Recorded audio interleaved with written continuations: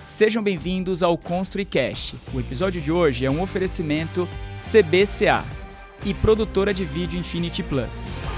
Está no ar mais um episódio do ConstruiCast e hoje quem está acompanhando pelas plataformas de vídeo consegue ver que o cenário está bem diferente. Hoje eu tenho a presença do engenheiro Edson Cater. Seja bem-vindo, Edson. Obrigado, Paulo. Tenho aqui a presença da Heloísa Maringoni, que também é engenheira, e o estudante de engenharia, João Pedro. Sejam bem-vindos. Obrigado. Eu vou pedir para que o Edson se apresente. Ele hoje é meu co-host, a Heloísa, nossa convidada, e o futuro engenheiro João Pedro, que vai aprender um pouquinho aqui com esses dois. Vamos lá. Edson, se apresenta, por favor. Queria que você falasse um pouquinho de você e falasse aí de uns 2 ou 3 projetos que você já participou aí ao longo dessa longa trajetória na engenharia. Obrigado pelo convite mais uma vez. Prazer estar aqui com vocês. Bom, meu nome é Edson Cater, eu sou diretor de engenharia da RFM Construtora, uma empresa que eu estou trabalhando já agora há mais ou menos há 7, 8 anos. E foi onde eu passei aí um período praticamente realizando uma das principais obras da minha carreira, que foi o Cidade Matarazzo. Aquele complexo do Hospital Matarazzo e da maternidade que foi reformado, virou um hotel 6 estrelas. Ele ainda está em execução, a parte do hospital, que não ficou a cargo da empresa para a qual eu trabalhava. Era um consórcio da RFM com a Sérgio Porto Engenharia de São José dos Campos. Importante falar isso, porque a figura do Sérgio Porto pessoal, inclusive, foi muito importante no andamento da obra. E eu estou agora em 2000, ano que vem, vou fazer 40 anos de formado. Circulei muito pelas obras fundamentalmente prediais, de diversos padrões, popular, altíssimo padrão, que foi onde eu comecei na década de 80, porque não tinha recurso, então as obras eram sempre aquelas obras a preço de custo, condomínio, né? Foi onde eu aprendi muito essa questão do que nós vamos falar muito hoje. Sim. Que é a capacitação, foi fundamental ali. E passei um período na Odebrecht Realizações, no Rio de Janeiro, respondendo pela execução de um conjunto de obras relevante lá na região portuária, no Porto Atlântico. Empreendimentos múltiplo uso, a sede da empresa. E voltei para São Paulo, fiquei uns 7, 8 anos lá. Interessante essa experiência, que eu já contei um pouco aqui também, porque deu para perceber que o Rio de Janeiro ainda está, mas naquele momento estava razoavelmente atrás de São Paulo, no entendimento de engenharia, não só de tecnologia, mas como gestão. E acabei voltando para São Paulo, fiquei 5 anos no Matarazzo e agora estou à frente voltei para o escritório e estou respondendo pelo BEC, né? Eu tenho que criar as condições para as obras andarem. E aí eu tenho um engenheiro meu, que ele faz a engenharia de obras, de produção. Mas você continua indo na obra, né? Continuo. O Edson... Invariavelmente eu tenho que ir para a obra. Eu até vou te dizer que eu estava um pouco cansado. Então, bacana é que agora eu estou conseguindo tentar usar mais da minha experiência para preparar a obra, né? Porque você, quando está na obra, o ambiente da obra, ele te leva a reações bem diferentes de quando você está fora, podendo ter um olhar mais amplo do que está acontecendo nos canteiros, né? Ótimo, Edson. Obrigado. Elô, pode se apresentar um pouquinho aí para nossa audiência. Aproveito que, assim, você que está chegando agora, já pega um papel, uma caneta, você vai aprender muito hoje. Elô, fique à vontade. Bom, eu sou Heloísa Maringoni, mas como vocês acabam de ver, meio mundo só chama de Elô mesmo. Eu chamo de... Eu já comecei a chamar de Elô sem saber. Não, é super cotidiano isso, o que eu acho muito legal, porque cria uma intimidade entre a gente que é bem gostosa. Mas a minha especialidade é cálculo de estruturas. Então eu sou a engenheira titular da companhia de projetos, que apesar do nome ser bem genérico, ele é genérico no tipo de estruturas. A gente faz todo tipo de estruturas. Concreto, madeira, aço, já calculamos vidro. Depois você fala 5 línguas, você fala 6, 7, vai indo. E a minha paixão é realmente como resolver um projeto estrutural. E a opção sempre foi por aqueles que têm uma característica diferente, especial. Então, eu não faço predial. O que a gente faz muito no escritório são estruturas especiais. Então, como exemplo, tem o Museu da Língua Portuguesa, nas 2 fases, pré-incêndio e pós-incêndio. Tem o Museu do Ipiranga, que a gente fala Ipiranga o tempo todo, mas na verdade o nome real dele é Museu Paulista. Tem a Pina Contemporânea, tem o Centro o Centro da Cultura Inglesa, que tem aquela fachadona, que tem umas histórias bem interessantes, mas são sempre estruturas que demandam uma solução especial. E esse é o gostoso para mim em termos de que apaixona na engenharia, quer dizer, como resolver os grandes impasses ou situações de obras interessantes. E daí a necessidade de que se faça uma especialização e uma preocupação bastante grande com a formação dos engenheiros. Muito bom. É Quando a gente fala de qualificação profissional, a gente tem a presença do João. João, se apresenta um pouquinho pra gente. Bom, não é à toa que você está aqui, né? Se você está aqui é porque você se diferencia aí um pouquinho dos demais. Começou bem. Começou bem. Bom, primeiro, obrigado pelo convite, Paulo. Muito feliz de estar aqui, de poder conversar com dois grandes engenheiros da área. E, bom, eu sou estudante de Engenharia Civil, estudo na Mauá, Instituto Mauá de Tecnologia. Estou finalizando agora o 4º ano, estou indo para o 5º e último ano que vem. E, bom, não tenho experiência quase zero, né? Comecei a estagiar agora no final do ano passado, fui direto para projeto, né? Acabei não indo para obra, fui direto para projeto mesmo. Trabalhei 7 meses com um projeto estrutural de edifícios, e agora eu estou trabalhando com projetos estruturais de obra de infraestrutura, projeto do metrô, linha 19 do metrô. E, bom, como eu não tenho pouca experiência, mas eu acabei na faculdade, no último ano, 2022 e esse ano, acabei participando de muitos projetos acadêmicos, concursos acadêmicos, como os do IBRACON, do Instituto Brasileiro de Concreto, né? Que eles oferecem concursos lá no Congresso Brasileiro do Concreto, que esse ano foi em Florianópolis, agora em outubro. E o do CBCA também, que eles oferecem concursos para estudantes de engenharia, que consiste em fazer projetos de estrutura metálica, e os do IBRACON de estrutura de concreto, a fim de criar uma capacitação, né? Pelo tema da conversa, mas, assim, para o estudante que está iniciando agora no mercado. Este episódio é um oferecimento CBCA, Centro Brasileiro da Construção em Aço, e produtora de vídeo Infinity Plus. Pensou em produção de vídeo para arquitetura, engenharia e construção? Pensou em produtora Infinity Plus. Então, ótimo. Eu vou ficar mais como um ouvinte aqui. Eu vou passar a palavra agora. Posso? Não. Desculpa, hein? pode. Fique à Aqui vontade. o papo Aqui é um rola muito bate-papo. solto. Não, é que tem uma pergunta que eu queria fazer para você. Já direto. começa então com você. Não, uma pergunta pelo seguinte. Você participou do concurso do IBRACON e do CBCA. Isso. A gente tem feito uma força louca. A gente, que eu quero dizer, eu e vários outros engenheiros de estrutura e de todo, para que os estudantes de engenharia participem de concursos. Isso é muito cotidiano entre os estudantes de arquitetura. É verdade. Os de engenharia, a gente tem que fazer uma força para os caras entrarem. Por quê? Assim, o meu ano lá da faculdade é um ano atípico, assim. Minha turma, assim, o pessoal gosta bastante de participar de concursos. Tanto é que pro IBRACON agora, a gente foi em metade da sala, foi lá pro congresso participar. Legal. E o CBCA também, o CBCA participaram 6 pessoas, né? 5 era da minha sala, então... Mas assim, o ano anterior, por exemplo, já é mais difícil. Eu tentei puxar um pessoal para participar, mas o pessoal não tem tanto interesse e tal. Mas é difícil mesmo, assim, porque você tem que... A pessoa não vê tanto benefício, eu acho, talvez. Acho assim. que já está na natureza da diferença da cabeça de um engenheiro e de um arquiteto, né? Sim. O arquiteto, ele, para começar, ele é mais artista. Eu quase fui para arquitetura, eu só fui para engenharia porque na época... Nós somos dois que Então, porque a engenharia ela tinha um potencial profissional muito maior, mas a minha formação era muito mais voltada para arquitetura. Eu me arrependo de não ter feito arquitetura depois de engenharia. Mas eu vejo na figura questão de exatas e humanas, né?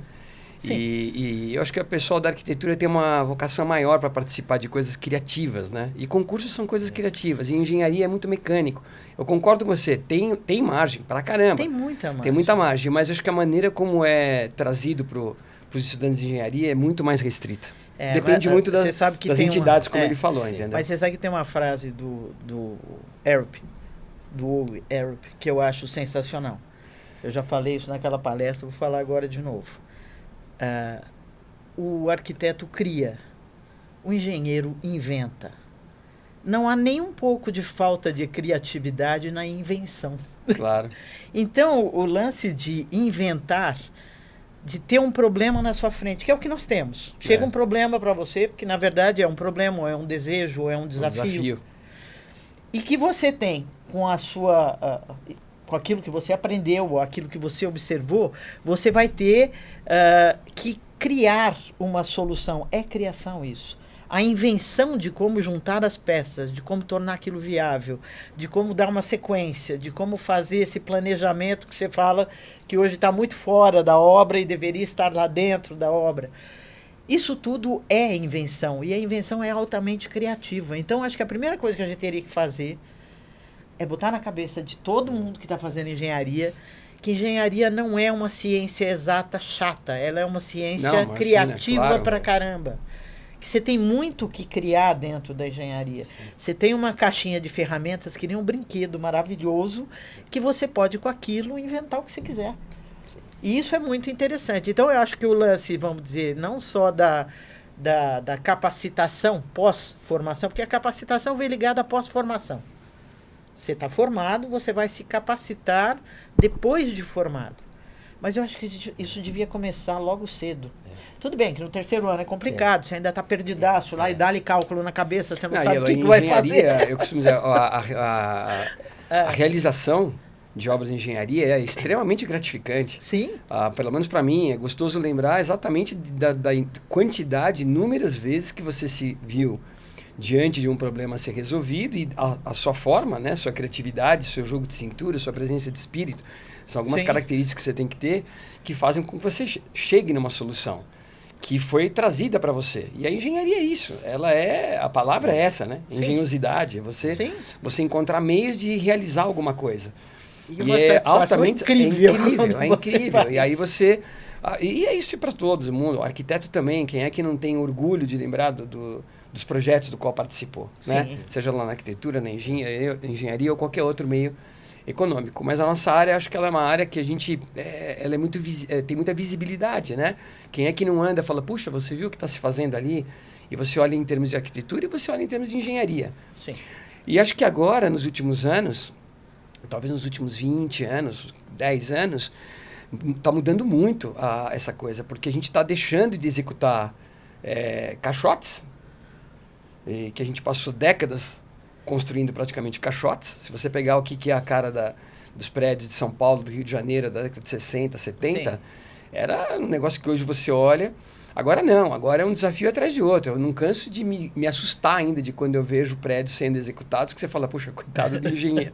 Mas gerava um desconforto no sentido de você estar sendo sempre construindo ali da mesma forma antes, e agora você tem aí esse desafio, novos desafios. Por isso que eu acho que a moçada hoje está passando por um período, quando você falou do Cioto, o Cioto uma vez numa palestra, eu estava com ele foi meu chefe há alguns anos, e numa das palestras eu achei legal quando ele falou que ele tinha inveja, né, como ele gostaria de ser jovem agora e poder estar diante de um momento diferente, porque ele passou a maior parte da vida dele, eu também, com pouca inovação. E agora não, você olha para tudo que é lado. Não é só o predial, que nem você falou. Você pega obras como o Museu de Ipiranga, a Pinacoteca, que você falou, são obras maravilhosas, com arquiteturas desafiadoras, sim, desafiadoras. E engenharia altamente desafiadora. E a questão que o João Pedro falou, da questão da conveniência de juntar o concreto com aço. Sim. Porque é isso que traz aí a viabilidade, né? Não só a viabilidade, mas vamos dizer, a tendência que a gente tem hoje é cada vez maior de parar com esse, você falou de Rio de Janeiro, né? De parar com esse fla-flu, ou concreto ou aço. E agora entra a madeira também. Quer dizer, na verdade, a gente tem que entender que uma obra pode ter em si todos os elementos estruturais, não só falando da estrutura, mas também em vedos, em outros componentes da obra, acabamentos e etc. e tal. Exato, elementos decorativos, né? Exatamente. Então você tem hoje uma gama muito grande de possibilidades. E a gente tem que sair desse feijão com arroz de que não, é só isso. Que eu até brinco um pouco, não leve a mal, mas a gente tem na faculdade resistência do material. Quanto tempo você teve de metálica? 1 ano. Você teve 1 ano de metálica, tá bem. E viva! Tá evoluindo. Mas é raro. Normalmente são 6 meses. Na minha época tinha um ano de metálica. Tinha um ano? E de de madeira madeira também. 6 meses. É. Não, mas era madeira e metálica. madeira. Madison, Calabresa. Não, era uma disciplina sorte a madeira. sua. E lembra o professor Moliterno, se eu não estou enganado, Sim, de eu madeira. estudei muito nos livros do Então, Moliterno. e metálica Mas também. sozinha. Esqueci o nome do nosso professor de Metálica tinha o metálica. Gerson e Iese. Mas era muito pouco. O Era foco muito era muito pouco. mais no Madeira concreto eu tive mesmo. menos, madeira foi só 3 meses. Pois é, 3 meses de madeira. Não dá, gente. A gente tem que aprender tudo, porque o aprender é que te tira o medo de trabalhar com aquilo. Claro. Porque o que você desconhece, você tem receio de trabalhar. O que você conhece, você se sente confortável para buscar a melhor solução para cada coisa. Então, se... Agora, você fala, pô, mas nos 5 anos de faculdade não dá para ver tudo. Não, não dá. Não é o dá. medo, é a alternativa, né? É ver como alternativa e não com medo, né? você tem que ver como como resolver como alternativa. alternativa. Então, esse lance de que você, vamos dizer, você fez estágio, já escolheu tua área. Legal, eu também escolhi a minha. Aliás, eu primeiro escolhi a área, depois entrei na faculdade. Ainda que gostasse muito da arquitetura. Mas você sabe que trabalhando com estrutura, o que você faz é trabalhar o dia inteiro com arquitetos. Claro. Não que eu não seja amigo de engenheiros, tenho vários. Mas tenho muito mais amigos arquitetos do que engenheiro, porque o convívio grande é com eles. Aliás, tem uma coisa que, fazendo uma brincadeirinha, mas tem um tempo que a turma ficava muito brava de chamar os projetos de estrutura ou demais projetos de complementares. A turma ficava brava. Não é complementar, tal. Eu falei, gente, o que é ângulo complementar? Não é aquele que somado ao primeiro dá 90 graus? Quem é que bota em pé a obra? Os complementares. Hoje os projetos complementares são outros. Não, mas são complementares porque põe de pé o que negócio, vira 90 graus na hora que você complementa. Eles são necessários. Quando a gente fala complementares, não significa que eles não são essenciais. Eles são extremamente necessários. Mas eles nascem no projeto ali? Às vezes. Por exemplo, hoje há uma tendência grande, por exemplo, na obra do Matarazzo, na obra do Museu do Ipiranga, na obra do Museu da Língua Portuguesa. Essas obras hoje nascem com uma equipe. O arquiteto é o maestro vamos dizer, ele é o David Brubeck da banda de jazz, mas sem o Sonny Rollins e os outros não sai. Então, o desejo, a primeira expressão de uma obra vem da arquitetura. Agora, esse desejo, essa expressão do que fazer, de como organizar no espaço, na cidade, atendendo às demandas do objeto que a gente está falando, do prédio ou do museu, ou de alguma coisa do gênero, ela precisa de quem complemente isso para que isso saia. Então, os concursos hoje são de equipe fechada, o que eu acho sensacional. Porque se você ganhou o concurso, vamos dizer, se a equipe capitaneada pelo arquiteto ganhou o concurso, ela tem que garantir que aquilo pode ser feito e vai ser feito. Execuibilidade. A execuibilidade. E você não pode garantir a execuibilidade só com o projeto de arquitetura. Você tem que ter todos. Senão só no planejamento já falhou. A gente não colocou como crítica os projetos complementares, é só como um desafio diferente. É um desafio diferente. É engraçado que hoje se questiona, a gente passou anos, como você falou, Elo, sentando em mesas com 20 e 30 profissionais. E hoje são os calls, com um monte de janelinha na tela e tal. E às vezes você percebe que tem disciplinas que acabam esquecidas. Lá no a pessoa não fala. E aí você começa a rever também esse conceito. Será que é necessário fazer essas reuniões, esses calls com tanta gente? Será que não tem que mudar? Na minha opinião, tem que mudar. Na minha também. Essas reuniões e esses calls com presenciais ou calls, onde você tem 20 e 30 pessoas e algumas caem no esquecimento. Eu fiz uma reunião uma vez, eu nunca mais esqueço.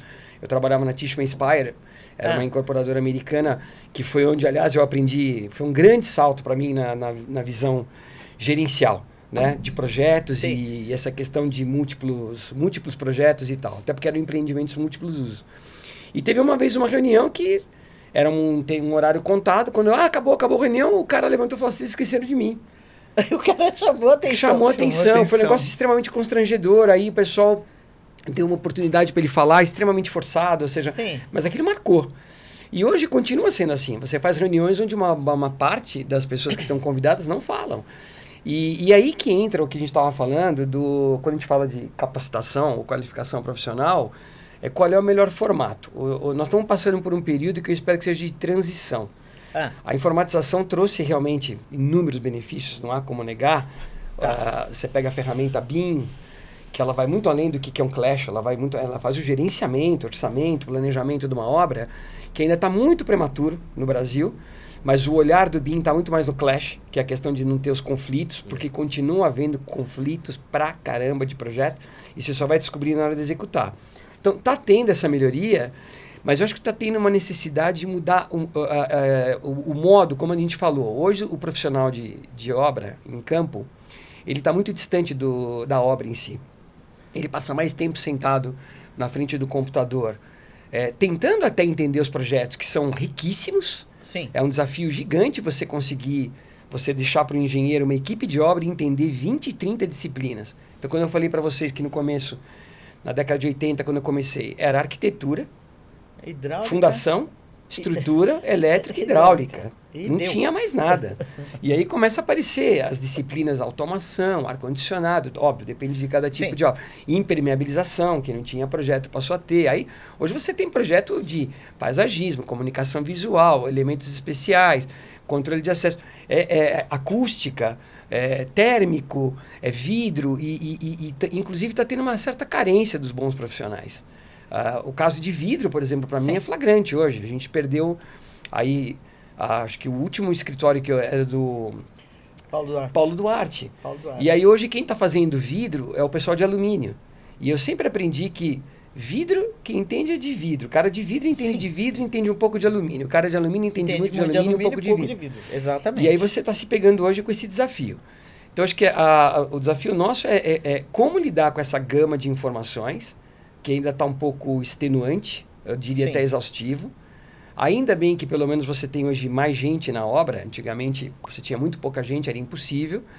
Mas eu acho que ainda tem alguma coisa a ajustar. E como eu comentei antes da gente começar a nossa conversa, a questão de que antigamente as obras eram um pouco mais longas. Você tinha tinha um tempo maior. Um prédio demorava 3 anos, um prédio residencial, eram prédios de 20 pavimentos, que se fazia, 20 e poucos. Hoje você tem que fazer um prédio de 40 pavimentos em 2 anos. Sim. E tentando decifrar e materializar aquela juntada de especialidades, que é enorme, né? Num período tão curto de tempo. E aí que é o desafio dessa moçada nova, dos novos profissionais. Você falou, por exemplo, do lance de vidro.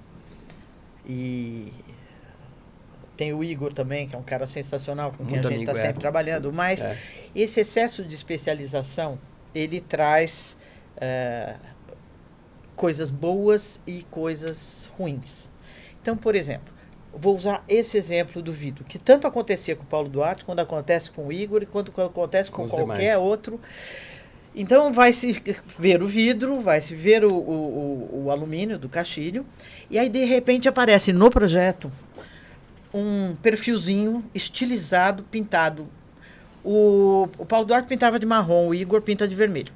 E vem escrito assim, ver com projetista de estrutura. Porque ele vem até ali, que é a obra dele.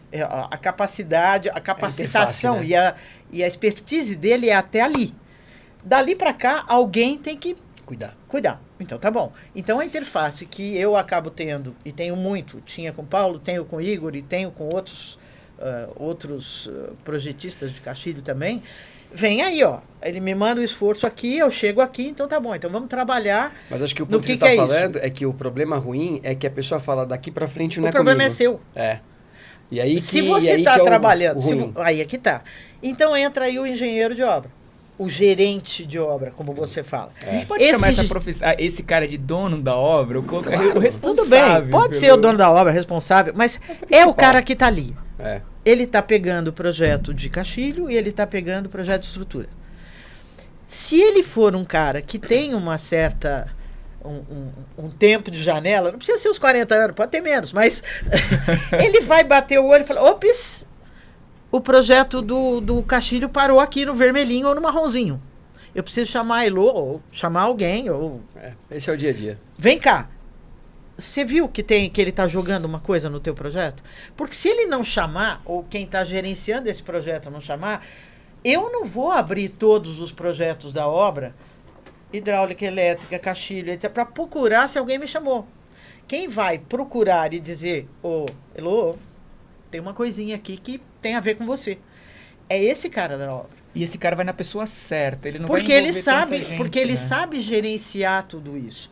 Então, pode ser já durante a obra ou antes, pode ser na coordenação de projetos. Mas alguém tem que ser o gerenciador que tem essa grande interface com todos.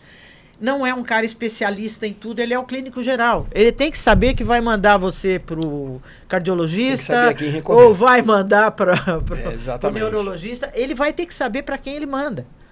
Mas ele tem que ter a visão do todo. E essa visão do todo, que era o que a gente falava na escola, você aprende uma pancada de coisas na escola. Mas essa visão, isso tudo, você só aprende andando com um cara que nem ele. Você aprende um pouco de tudo, né? Ou tipo, você escolheu estrutura. Não quero saber de obra, eu quero ser estrutura. Então você vai trabalhar ou com o Aurélio, ou você vai trabalhar com o Marcelo, ou você vai trabalhar com o Elô, você vai trabalhar com algum cara desta área que vai começar a te mostrar uma coisa que você falou do BIM, por exemplo. Nós estamos engatinhando no BIM. E vou te dizer que eu, por exemplo, tive o BIM no escritório e parei de ter. Olha, meu Deus. Não é meu Deus, calma. Não é tão drástico assim. A gente usa programas de cálculo, que não tem nada a ver com o BIM. Para o BIM eu tenho que fornecer aquilo que possa ser compatibilizado com as demais demandas do projeto. Quem tem que manjar do BIM e fazer do BIM legal é o gerenciador. Não é um engenheiro de estrutura. Que é outra especialidade. Eu tenho que trabalhar, por exemplo, tenho e trabalho com programas, porque, claro, a gente antes, do mesmo jeito que você levava 4 anos para fazer o prédio, para calcular na munheca, você levava pelo menos 1 ano. Hoje você entra num programa, modela, e ele sai os resultados maravilhosamente num tempo muito mais curto, o que te permite fazer variações, estudar melhor o assunto, procurar outras alternativas, etc. e tal. E que desses programas sai uma interface com o BIM. Ou seja, eu não tenho que ter o BIM no meu escritório, eu não gerencio obra. Eu tenho que ter uma interface com o BIM que possa alimentar ao gerenciador e ao coordenador de projetos. Fazer o uso da sua informação. Fazer o uso da minha informação. Porque se eu for ficar com o BIM no escritório, que foi o que aconteceu, você vira um desenhista de BIM. Não interessa. Interessa eu fornecer um material preciso, correto, para que aquele que gerencie, recebendo esse material, tenha interface. Então, a gente tem que trabalhar as interfaces entre todos, como já foi. Você lembra quando apareceu o CAD? A gente desenhava tudo na mãozona. Só dava para fazer 3 revisões, né? Porque depois furava o vegetal, né? A giletinha furava o vegetal. Hoje você faz... Era aí que você tinha afinidade total, né? Você pensava 3 vezes antes de fazer o risquinho, né? Hoje você faz o projeto, quando você está na 13ª revisão do executivo, vem o liberado para a obra. Que não deveria mexer nunca mais. Não, o executivo já não devia. Porque executivo já é executivo, cara. Depois de 13 do executivo... Tem algo errado. Liberado para a obra. E tem liberado para a obra 1, 2, 3, 4. Tudo bem, existe a revisão na obra, como na obra que você fez ou na obra do museu. Por mais que você tenha feito levantamentos, estudos, vai aparecer alguma coisa que é uma surpresa.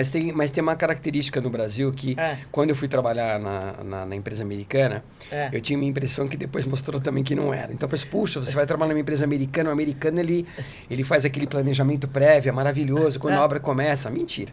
Então, eram os mesmos problemas, tivemos os mesmos problemas, o senhor estava à frente, a gente vivenciou muito isso. E o fato é que aqui no Brasil, olha, eu vou te falar, a Odebrecht, pelas características que permitiam a Odebrecht tinha uma característica de viabilidade de obra que era diferente do mercado, eram outras circunstâncias. Então a gente tinha uma etapa que chamava engenharia montante, que a gente passava 1 ano estudando o projeto, mas assim, de forma extenuante. Convidávamos os demais profissionais da empresa para cada equipe responsável pelo seu projeto. Ela convidava os demais engenheiros para apresentar o seu caso e permitir, mas quando a obra começava, ela estava muito bem resolvida. Não é a realidade do Brasil. Até por uma questão econômica. Então, para você viabilizar um empreendimento, ainda mais hoje nessa área mais predial, residencial, você precisa ter dado a viabilidade do empreendimento. O momento em que se fala da viabilidade, ele é muito próximo do início da obra. Sim. E só então que é liberado recurso para você investir nessa questão da coordenação do projeto, do desenvolvimento e da coordenação do projeto. E é o que não acontece aqui. A gente começa as obras com os projetos extremamente... estão em andamento. A coisa mais comum é você estar começando obra com os projetos em andamento e traz impactos relevantes. Eu tenho casos onde eu trabalho de descontinuidade da obra. É o fim do mundo você ter uma descontinuidade, que seja um momento mais lento. Mas eu acho que assim, pensando um pouco na capacitação, se você me permitir fazer o papel do co-host que você falou. Claro, já na verdade já o João tá com Pedro. você. Não, eu queria ouvir, porque eu também tive essa. Quando eu comecei a estagiar, eu fiz FAAP, eu comecei em escritório de projeto. E estava ali relativamente confortável, achando que eu estava. E por sorte, um amigo do meu irmão, que era um dos donos do escritório de projeto, ele falou: cara, você tem um jeito para obra. Você não pode ficar aqui no escritório. E eu resisti pra caramba até uma hora que ele deu um ultimato. Ele chegou no escritório e falou: você vai pra obra comigo. Cara, foi uma transformação na minha cabeça. Foi uma transformação. Isso foi no 4º ano da faculdade. O 5º ano eu simplesmente não ia mais na aula. Eu passava o 5º ano direto na obra. E ainda por cima, porque era uma... Não era Gomes de Almeida Fernandes, mas era uma escola de gerenciamento. Essa palavra gerenciamento, ela é importante nessa formação. Gerenciamento de obras. E tornava aquela nossa atividade extremamente prazerosa, desafiadora, ou seja, eu queria resolver. Era muito mais satisfatório estar no canteiro de obra do que na sala de aula. E na Mauá, João Pedro, eu queria te ouvir um pouquinho, porque a Mauá, desde a minha época, tinha uma fama de não dar muita oportunidade. Até tinha, as piores eram FEI, USP... A FAP, Mackenzie e um pouco a Mauá davam mais chance do estudante ir para o campo, né? Para o chão de fábrica, não importa qual engenharia. E você está vendo o projeto. E essa história de ir para o campo, para o chão de fábrica, seja lá engenharia de materiais, civil, qualquer que seja, química, né? Laboratório, é fundamental. Como é que você está vendo isso lá? Então, a maioria das pessoas lá na Mauá começa em obra, começa a estagiar em obra, e se gosta, fica, se não gosta, vai para projeto. Normalmente a regra é assim, né? Eu era para ter começado a estagiar no 3º ano, no ano passado. Só que aí eu participei de muitos concursos, tal, fiz iniciação científica, acabei falando, vou ficar focado na faculdade esse ano e ano que vem eu começo a estagiar. Só que aí surgiu a oportunidade de trabalhar com o Aurélio, aí eu falei, vou direto para projeto, vai. Aí eu fui direto para projeto. Mas você trabalhou em obra um pouco? Não trabalhei nada, fui direto para projeto. Visitei muita pouca obra, assim. Com o Aurélio eu visitei algumas obras, assim. Mas, assim, eu sinto falta porque, assim, eu dei muita pouca noção de como é feito, executado na obra. Não tem muita pouca, bem pouco, assim. Acho que era ali que ele queria chegar. Eu posso fazer uma pergunta, só para introduzir? Queria que você falasse, só para você continuar, se vocês já tiveram dificuldade com algum profissional e justamente vocês percebiam que ele tinha muita vontade, né, de aprender, mas ele acabou tendo dificuldade para, de repente, para a leitura de uma planta por conta desse tipo de situação? Eu tive na verdade, vários, mas eu lembro de um ou dois quando eu era recém-formado e eu tinha os estagiários e a empresa que eu me formei, ela tinha essa visão muito bacana de dar oportunidade para os mais jovens, mas ela preparava os mais jovens. Então, as pessoas subiam muito rapidamente como estagiário, engenheiro, coordenador de obras e assim por diante. E eu tive situações que me marcaram do estagiário praticamente vir e falar, olha, desisto, eu não estou conseguindo porque a faculdade que eu estudo não me permite. Então, teve um caso, a USP, o cara queria de qualquer maneira aprender e a escola que ele estudava não dava essa oportunidade. O cara desistiu. Uma vez da Mauá também, que era um pouco... Porque a Mauá tem fama de ser uma faculdade um pouco mais puxada, né? É mais fácil entrar do que sair. É bem mais fácil. Mas um lance que eu vejo da necessidade, mesmo sendo, vamos dizer, como eu te disse, eu já entrei para cálculo direto. Na verdade, eu comecei a calcular antes de entrar na escola. Foi uma história que eu já contei aí algumas vezes. Eu fazia matemática pura. E fui trabalhar com meu pai e entrei calculando, desenhando, cortando armadura na munheca lá, tudo bem. Mas ele fazia uma coisa, ele não era professor, mas nunca deu aula, mas era um grande professor. E uma das coisas que ele sempre falou e fez, e eu procuro fazer com quem trabalha comigo, é levar até a obra. É. Porque uma coisa é você desenhar, por exemplo, uma armadura de uma viga. Ah, vai aqui tantas barras de 20 milímetros, aqui o estribo é tanto, cada tanto. Você sabe qual é o diâmetro? Porque desenhar uma linha e dizer uma barra de 20 milímetros é uma coisa. Chegar lá na obra e ver aquela armação com barras à milanesa aqui embaixo, que tem tanta barra de aço que não entra nem o concreto, você chega e fala... Cara, como é que você faz o transpasse? Como é que você faz a montagem disso? Então, a noção do real, de ir até a obra e conviver... Exatamente, a noção do real. Com o real, porque a gente trabalha com uma abstração. A modelagem é uma abstração, mas ela não pode se distanciar do real. Porque isso vai ser feito de verdade, com barra de verdade, com estribo de verdade. Olha, eu vou com te contar parafuso de verdade. Tem um exemplo para mim marcante também. Tenho tantos exemplos marcantes na história, mas vocês devem conhecer o Zorzi, que era o diretor da Cirela. Sim. Cara fantástico também, agora ele está mais como dando consultoria. O Zorzi também é uma pessoa que me marcou, porque foi engraçado. A gente trabalhava em empresas diferentes e teve momentos que eu construí para ele e teve momentos que ele construiu para mim. Sim. Que eram empresas coligadas. Uma incorporava e outra construía. E às vezes invertia o papel.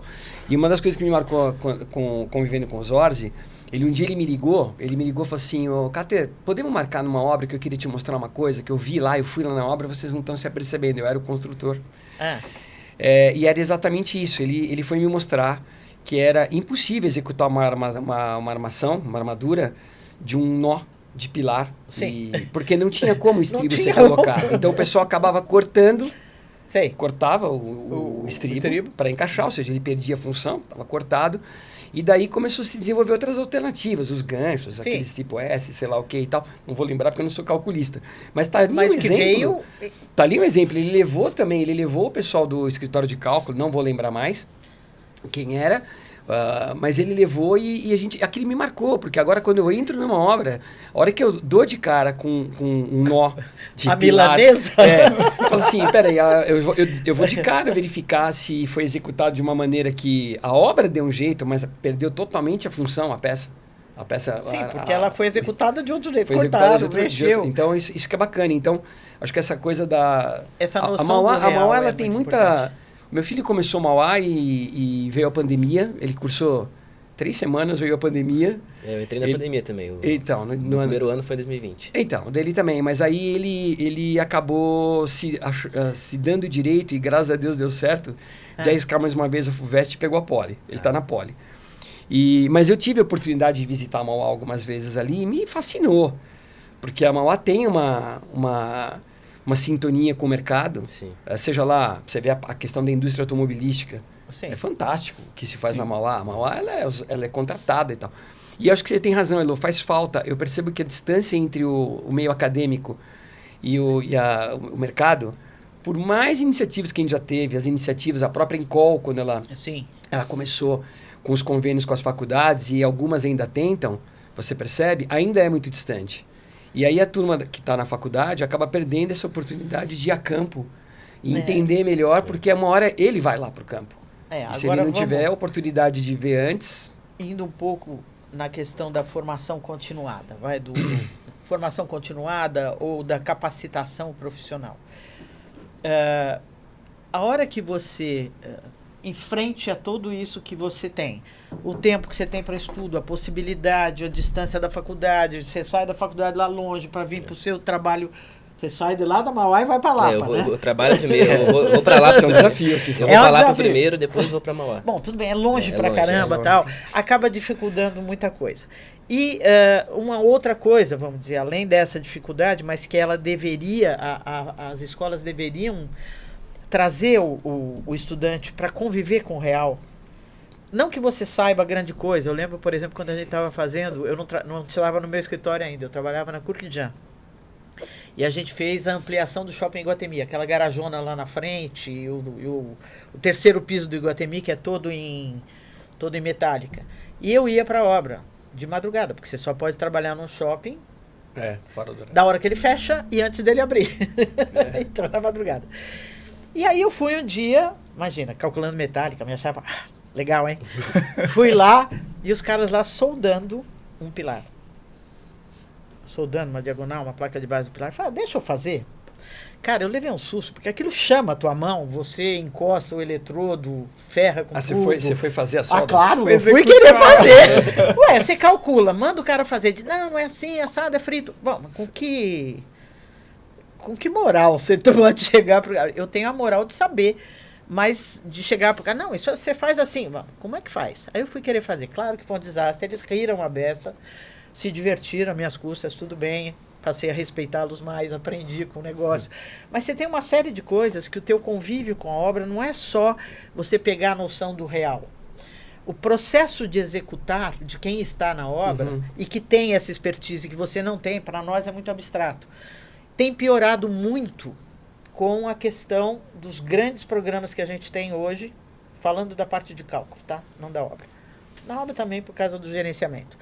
Mas vamos lá, você tem hoje programas maravilhosos, graças a Deus, que te permitem fazer a modelagem, que é uma abstração do real.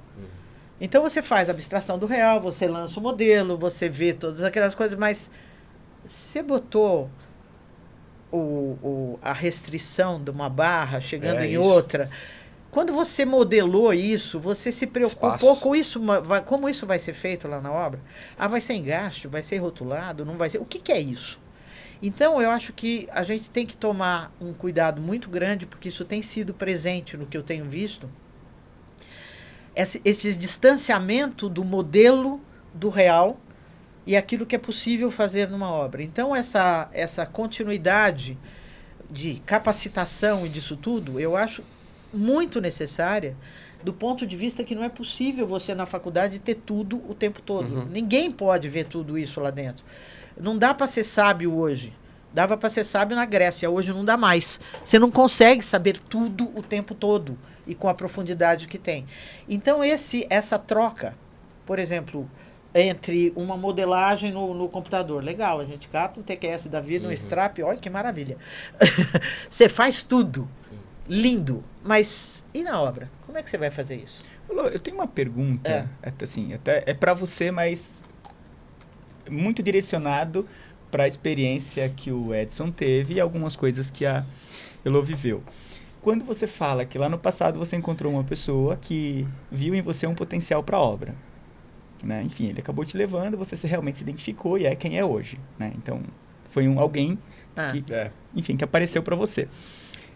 A Elo ali tem as dificuldades dela vividas no campo, né, com a nova geração, enfim. Você vive essa falta, esse sentimento de, eu gostaria de viver um pouco mais o canteiro de obra. Eu entendo que deve existir um interesse por parte da pessoa. Eu tenho esse interesse. Você força isso? Você se comunica? Você fala? Porque também a gente vive o momento de, tudo bem, eu tenho vontade, mas eu não me manifesto. Como que é esse seu desejo? Como que você se manifesta no dia a dia junto ali à diretoria, aos seus colegas ali, enfim, que estão acima de você? É que assim, eu acabei de entrar na empresa que eu tô, entrei faz 3 meses. Então, a gente trabalha em projeto do metrô também, né? E tipo, por exemplo, projeto do metrô vai ser executado, projeto básico do metrô vai ser executado daqui, sei lá, 5 anos ainda, tem projeto executivo. Então, assim, fica mais complicado porque não tem a obra ainda, mais, né? Então, mais distante. Mas no outro escritório que eu trabalhava, que era de edifícios, aí sim eu fui visitar umas 3 vezes a obra, mas assim mesmo assim é muito pouco, né? Que vai só ver alguma coisa e tal. Mas, sim, é mais difícil a comunicação, o estagiário e tal, mas... É aquilo que falou, o tempo é muito curto. A verdade é que você entra numa faculdade de engenharia de 5 anos, você fica 2 anos no básico. Ainda é assim? Deve ser, né? Aí você escolhe a sua especialidade no terceiro. Passa assim. E se você imaginar que você tem que fazer um estágio também, esse período que você faz de estágio, o tempo passa voando. Então, na verdade, é que a Elo falou, o curso talvez devesse demorar mais. Não à toa que tem cursos que demoram mais, medicina demora mais, e deve ter outras especialidades. Eu tive uma experiência particular na minha vida que foi muito favorável, que eu fiz escola técnica. Eu fiz escola técnica federal de São Paulo, que naquela ocasião, junto com o Liceu de Artes e Ofícios e algumas outras, tinha Instituto Tecnológico de Osasco, tinha umas poucas escolas técnicas. E eu vou te falar, eu acho que não teve nenhuma atividade de obra que nós não executamos na mão na escola técnica. Sim. Cortar aço e dobrar, montar instalação elétrica, montar estação, levantar parede, confeccionar concreto, bater forma. Olha que coisa maluca se você fala isso hoje para alguém. O cara falou, pô, você fez isso? Fizemos. Topografia, locamos a escola. Sim. Todas as atividades que compunham a construção, que era uma quantidade menor de disciplinas, que eu te falei, levantar parede, fazer estrutura, elétrica, hidráulica, a gente fez. Então, isso na escola técnica. Quando eu entrei na faculdade e fui para um escritório de projeto, era de instalações, aquele assunto já era extremamente familiar para mim. Tudo bem. E aquilo que você falou, um exemplo que eu sempre lembro, um projetista, se ele não tiver noção, ele monta uma sala de máquinas, uma de hidráulica especialmente, que é um conjunto de peças enorme. Sim. E ele pensa que vai caber aquele conjunto de peças naquele espaço, e na hora que você vai executar não cabe. Então, só que você vai descobrir depois que a sala já está lá montada. E aí a hora que você começa a ver, aí que entra a questão das peças que você falou, Sim. o desenho da peça com peça com peça, se vai caber ou não vai caber. E no desenho, quando é um unifilar, aquela coisa unifilar, cabe tudo. Sim. Na hora de você Se executar... você não tem noção da dimensão, cabe tudo. Isso conta na disciplina da Elo, na questão da armadura. De às vezes, pouco, né, Elo, mas de você ter projetos que depois a armadura não cabe na forma. Hoje já não tem, mas quase, mas Não, acontecia. hoje já não tem, mas Você já não tinha aconteceu como dobrar muito. a curva e tal, não cabia na forma. Ou a tamanha quantidade. No Matarazzo, aconteceu. Deve ter Era um acontecido. projeto que tinha uma densidade de armadura Você tem limite tão de alta altura. Você que no projeto cabia. Mas na hora que você ia montar os balanços, principalmente balanços de 4, 5 metros, a hora que você começava a montar, não cabia. Não cabia, não sobrava espaço para entrar o concreto. Fora, Então, entendeu? fora quando ocorre, você falou nos balanços, eu estou rindo agora que a gente fez a obra do Shopping de Campinas. E foi junto com o César Pereira Lopes. Eu fazia a metálica, o César fazia o concreto. E pediram os balanços enormes no concreto, que obviamente deram uma taxa de armadura tamanho do monte. Aí eu chego para fazer o que eu vou fazer de metálica, eu preciso botar chumbador. Não tinha onde. Bom, não teve uma placa de base padrão. Olha lá. Porque você tinha que fazer uma máscara em cima Desviar. e desviar das armaduras. Não tinha nenhuma padrão.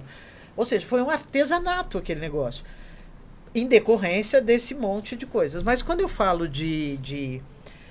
vamos dizer, da tal da educação continuada, eu acho que a gente tem, você já falou isso, você vai fazer e eu já falei também. A escola não te ensina tudo.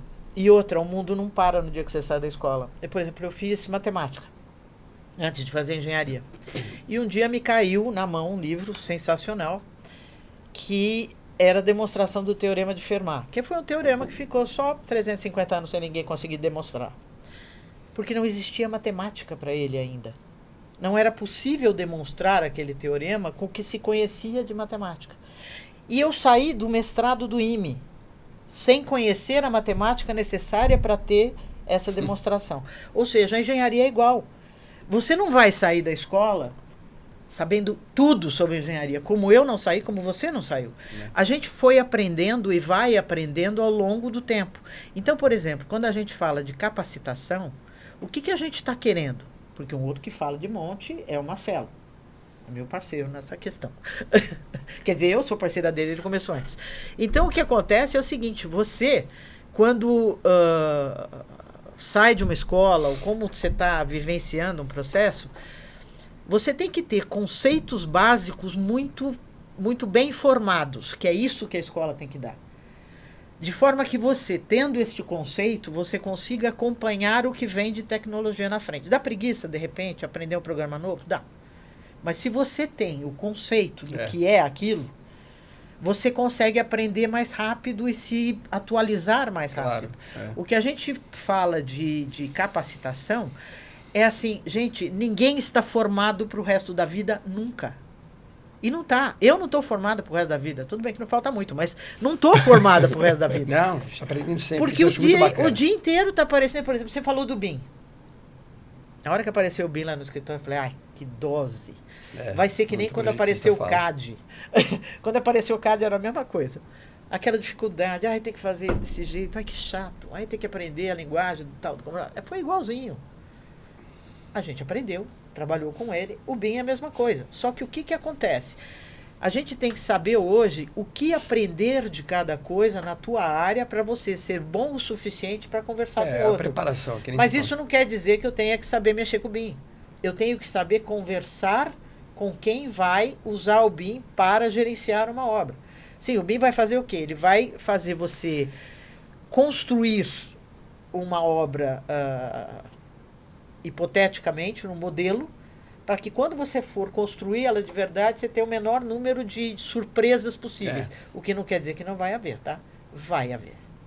Vai chegar Inclusive pela quantidade de subsistemas não só a quantidade. que tá se criando, aí vamos para os profissionais que estão na obra. Por exemplo, eu vou falar de linguagem. A linguagem da estrutura metálica, e você participou de um concurso, você sabe que ela é completamente diferente da linguagem do concreto. Fazer uma forma de concreto é dar forma a alguma coisa, porque o concreto não tem forma. Ele é uma geleca. Enquanto você não fizer uma forma, o concreto não tem forma. Por isso você precisa desenhar a forma de concreto. Você precisa desenhar a armação de concreto. Você precisa saber o tamanho das bitolas para na emenda dar certo, o nozinho, etc. e tal. A linguagem da metálica, que era unifilar durante muito tempo, já deixou de ser, porque o unifilar só entendia aquela linguagem os experts da linguagem. Então era a Pierre Sabia, aquela turma que lia no unifilar perfeitamente tudo. Você punha só a linha e botava o nome do perfil lá, acabou. Hoje você já tem uma necessidade pelas interfaces de desenhar a estrutura metálica, vamos dizer, sem ser unifilar. Ela já entra com as larguras de aba e tal, mas largura, não com espessura. Como é que eu vou pôr no papel?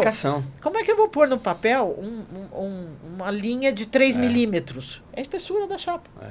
6 milímetros. Cara, não dá para desenhar isso.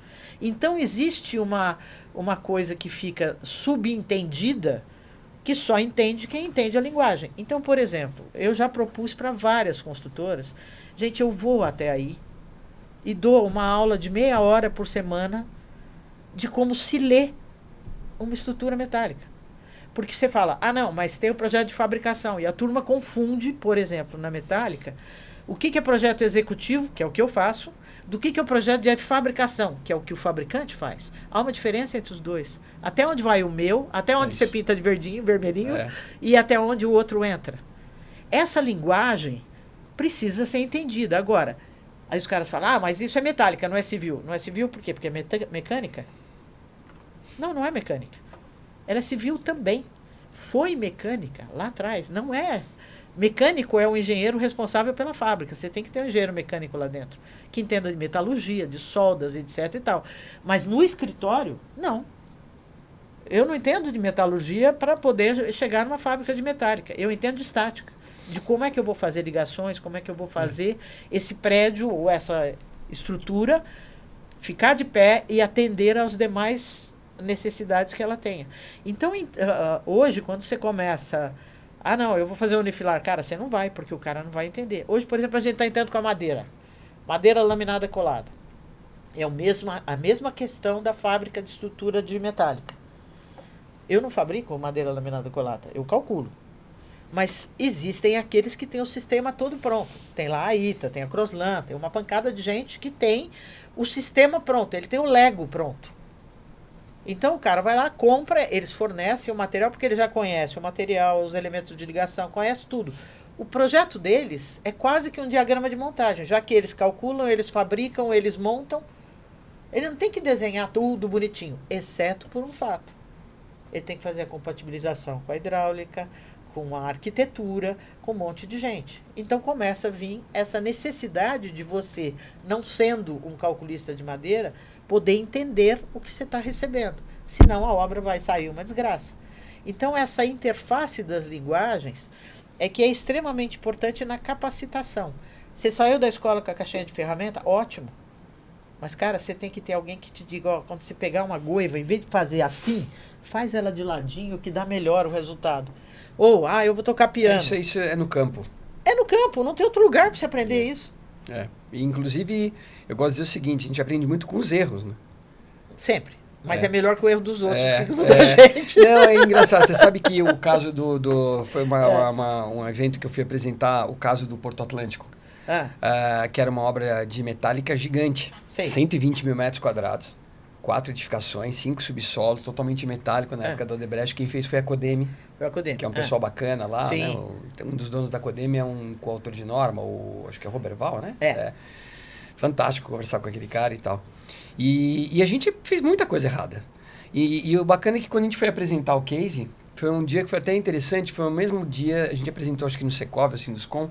Eu apresentei o case do Porto Atlântico e um engenheiro, um gerente da obra da Camargo, apresentou o case do Viol, que era outra obra magnífica, né, de metálica.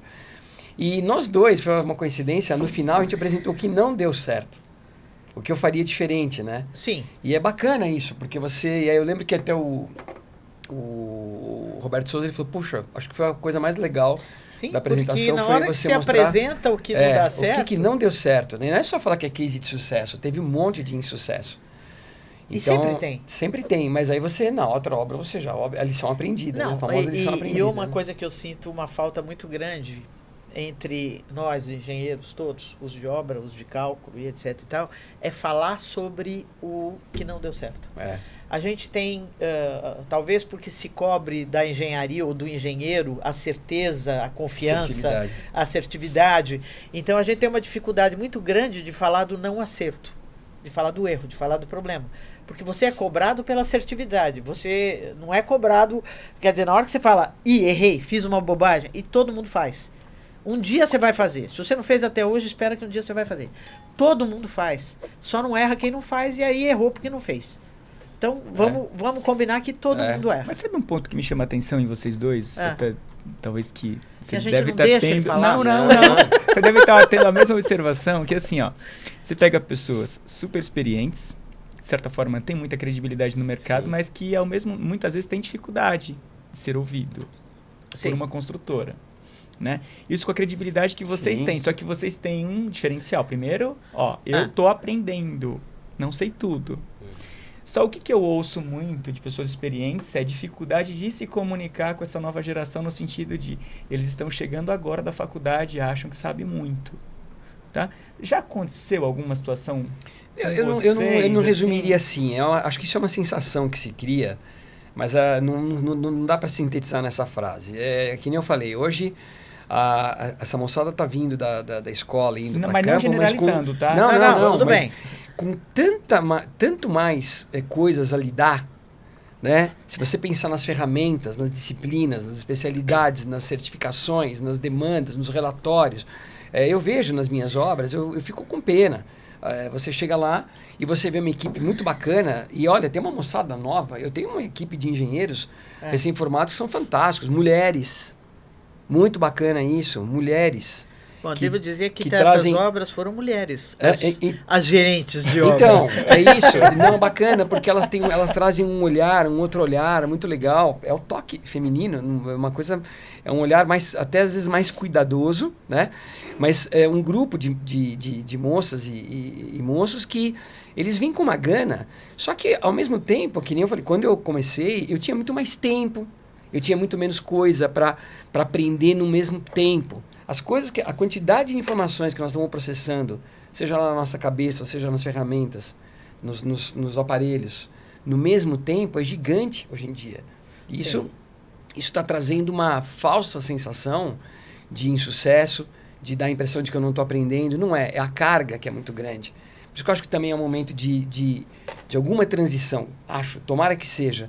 Sim. Porque eu também tinha as minhas dificuldades naquele momento. Você lidava com aquele momento, com meia dúzia de projetos, com nenhuma ferramenta praticamente informatizada, era papel.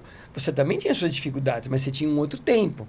Hoje você tem uma série de coisas maravilhosas, os softwares que calculam, as ferramentas de gestão maravilhosas e a própria percepção que as pessoas têm hoje do que é mais ético, do que é mais sustentável, a questão ambiental, que a gente passou muito tempo ignorando, para não dizer segurança.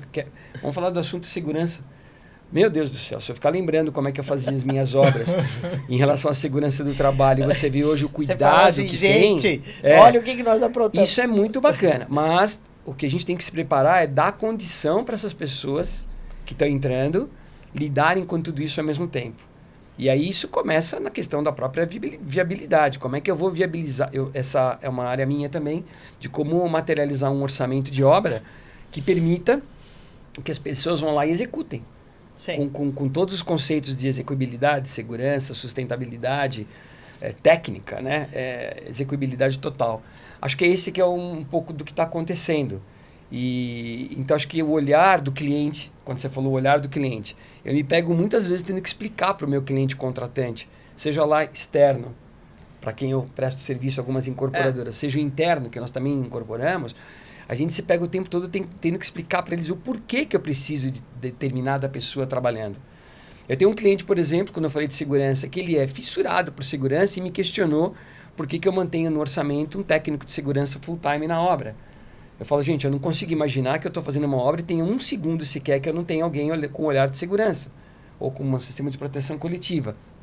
Então, quando você perguntou, da gente conseguir com o tempo e mostrando para o cliente contratante, seja, quando você fala, o cara ele entende de construção, ele não precisa entender, porque quando ele não entender, tomara que ele recorra, por exemplo, às empresas de gerenciamento. Sim. É muito comum que o cliente incorporador, quando ele não é da área, até porque hoje tem incorporador na construção que vem de tudo, vem do agronegócio, os caras... Sim, não tem essa formação. Não é a raiz, não é tem. a dele. Então, tomara que ele recorra realmente a uma empresa de gerenciamento que vai poder mostrar para ele e que explique para ele por que a outra ponta que executa tem razão quando quer especificar, prever e provisionar recurso para que aquela obra que ele quer, aquele produto que ele quer materializar aconteça da maneira correta. E uma coisa que é importante também, você mostrar para o cliente, para o incorporador, se a gente antes, vamos lá, se antes tinha um tempão para projetar e a obra também tinha um tempão para ser executar. feita. Hoje você tem tudo muito rápido, é tudo muito rápido, é tudo, tanto o projeto quanto a obra, quanto tudo isso. Agora, a importância de que o projeto tenha conhecimento do que vai ser feito. O projeto, o incorporador, o orçamentista, o gerente de projetos, o calculista, o especialista de cada coisa, e que o que se gasta aqui é economia daqui para lá, porque os caras acham que economia é economizar em tudo. Não. Essa primeira parte, não que você vai sair gastando a rodo, não é isso, mas que essa primeira parte de estudo, isso não é gasto, é investimento, é exatamente isso. Não é gasto, é investimento. O que você nesta fase consegue estudar, antever, costurar e deixar pronto, vai ser um ganho enorme no que vem lá na frente. Então, na hora de, vamos dizer, vendo na formação de um engenheiro, a formação da engenharia, as escolas, tudo isso é um investimento, gente. Educação é investimento, formação é investimento. Não se pode pensar que, não, o cara aprende depois, ele se vira. Não, você tem que investir no ensino, porque isso é o que vai gerar a otimização de tudo e dava uma economia tremenda lá na frente. O potencial de economia, né? Tem potencial aquele famoso de economia. Gráfico que é... Isso! Que a oportunidade de economia e de qualidade é inversamente proporcional ao tempo. Quanto mais o tempo passa, mais distante você está E é desafiador, é fácil, é desafiador transmitir isso para aquele investidor? Você investe aqui, mas você ganha lá na frente? Depende de cada um. Depende dos caras. Depende deles. Depende do segmento que você está. Eu imagino que você enfrente isso muito mais do que eu. Porque como eu me especializei em encrenca, quem me procura já sabe que vai ser para resolver encrenca. Mas digamos que fosse um predial, uma coisa assim. Vai ter a espremeção de, não, eu tenho fulano que faz mais barato, eu tenho não sei o quê. Vai ter isso. Do mesmo jeito que na obra o cara vai, não, ele especificou tal material que é fantástico, maravilhoso, mas tem um similar aqui que dá para você usar. Então, esse conceito de que numa obra o pensamento todo vai no sentido de quanto mais planejado, quanto mais estudado, quanto maior a sua continuidade nas pesquisas, em conhecer coisas, é super importante porque isso vai gerar uma baita economia depois. Uma viabilidade de uma obra legal e que você não pode só pensar na entrega da obra, você tem que pensar na vida dessa obra. Luísa, eu acho que é nesse ponto que eu acho que talvez a moçada hoje está mais preparada do que do que estava antes. Porque a gente antes era muito mecânico, apesar de ter mais tempo, menos projeto, a gente era menos provocado. Menos provocado. Hoje você tem uma provocação constante, o que também traz um pouco de tensão e estresse. Traz. Mas eu vejo os estudantes hoje muito mais provocados e motivados a pensar em tecnologia, em reengenharia. Eu gosto dessa palavra porque ela é muito usada no meu setor. Ela é uma necessidade, a reengenharia, porque nada, é que nem se nada nasceu perfeito. Você, depois que você tem um conjunto de projetos, você ainda tem toda a oportunidade, de novo, quanto mais rápido possível. E essa moçada tem essa vontade. O que eles precisam ter é um pouco de tempo, mas a vontade e a capacitação para olhar para as oportunidades de reengenharia, eu acho até que são maiores do que quando eu comecei. Sim. Porque não tinha muita inovação. Então, como fazer hoje? Vou dar um exemplo. Quando é que você vai fazer um bloco de fundação? Você precisa ter uma forma, não dá para usar aquela forma que é amarrada no... Sim. São alternativas que não existiam antigamente, era muito mais artesanal, ainda é artesanal, mas tem algumas alternativas a mais. E eles têm mais condição de ser provocados a pensar nisso e trazer. Tem. Você falou de um termo que eu até brincava com o Paulo antes, que às vezes me arrepia. Reengenharia. Existem conceitos muito díspares do que é reengenharia. Eu já recebi e fui mal criada, devo dizer que fui bem mal criada, com alguém que liga para o meu escritório e fala, estou aqui com o seu projeto, mas eu vou fazer uma reengenharia no seu projeto. Eu mandei catar coquinho e desliguei o telefone. Então vamos lá. Reengenharia no sentido de que feito todos os projetos, ajustados todos os projetos, você chame todo mundo que participou disso. Olha, aqui, se a gente fizer assim, a gente pode melhorar. Mas vem conversar comigo. Não vai me chamar um fabricante de metálica e dizer que ele vai fazer uma reengenharia do meu projeto. Sabe o que ele vai fazer? Ele vai pegar tudo que foi estudado, com as instalações, com a arquitetura, com tudo. E, não, esse perfil W tá muito. Eu vou botar um de chapa dobrada. Isso acontece no... Acontece. E acontece de monte. Mas você tem que recalcular tudo, né? Ele recalcula e fornece para o cliente do outro jeito. O comentário da Elo é o não entendimento do que é reengenharia. A facilidade com que a pessoa traz para ela alguma coisa, como se fosse reinventando a roda. E dá mais ouvido desconsiderando tudo que foi trabalhado até ali. Eu costumo dizer que a gente paga bem para alguém projetar, recolher uma RT, o respeito que você tem que ter pelos projetistas é enorme. Aí o cara aliás, eu nem preciso. Se eu recorri a um projetista que recolheu uma RT, trouxe todo o conhecimento dele para projetar algo, ainda que a gente, como engenheiro, se sinta à vontade para discutir, porque você pode discutir. Com bastante frequência. Fundação, por exemplo, e contenção, é uma disciplina que a gente rediscute bastante. Precisa, não precisa e tal. Mas sempre colocando o projetista como... Por exemplo, no próprio museu no Museu Paulista, falando em fundações, você tinha ali, por sondagens e etc e tal, você tinha uma especificação para fundações que o engenheiro de fundações, que era o Marcos Guimarães, tinha especificado. Aí chegou num ponto em que apareceu água. Não era para aparecer. O Riacho do Ipiranga está lá embaixo, tá? Não era para estar lá em cima. Mas tinha um trecho em que apareceu. Ali foi necessário mudar e o que ia ser uma sapata passou a ser estaca raiz. Você teve que mudar ali. Por quê? Porque a contingência do projeto trouxe isso. O que a gerente da obra, que era uma mulher, Cida, o que ela foi buscar? Chamou o Marcos, me chamou quem tinha feito o coisa e nós fizemos revisão daquilo tudo, adequando a uma nova situação. Logo, é diferente de você chegar, por exemplo, eu falo porque na metálica ocorre muito isso. Os caras fazem todo o projeto, a gente discute 6 meses com a arquitetura, porque eu quero que a aba do perfil arremate o caixilho aqui na borda. E aí o cara vem e troca para um perfil de chapa dobrada que não tem nada a ver com coisa nenhuma. Porque é mais barato. Agora, como? Que negócio é esse? Quer dizer, uma coisa é um projeto de fabricação chegar para você, por exemplo, e dizer, olha, Elô, a gente aqui tem usado tal processo e feito tal coisa, tem dado certo. Eu olho, bato o papo. Puta, que legal a sua solução. Bora, vamos fazer essa. Sem problemas.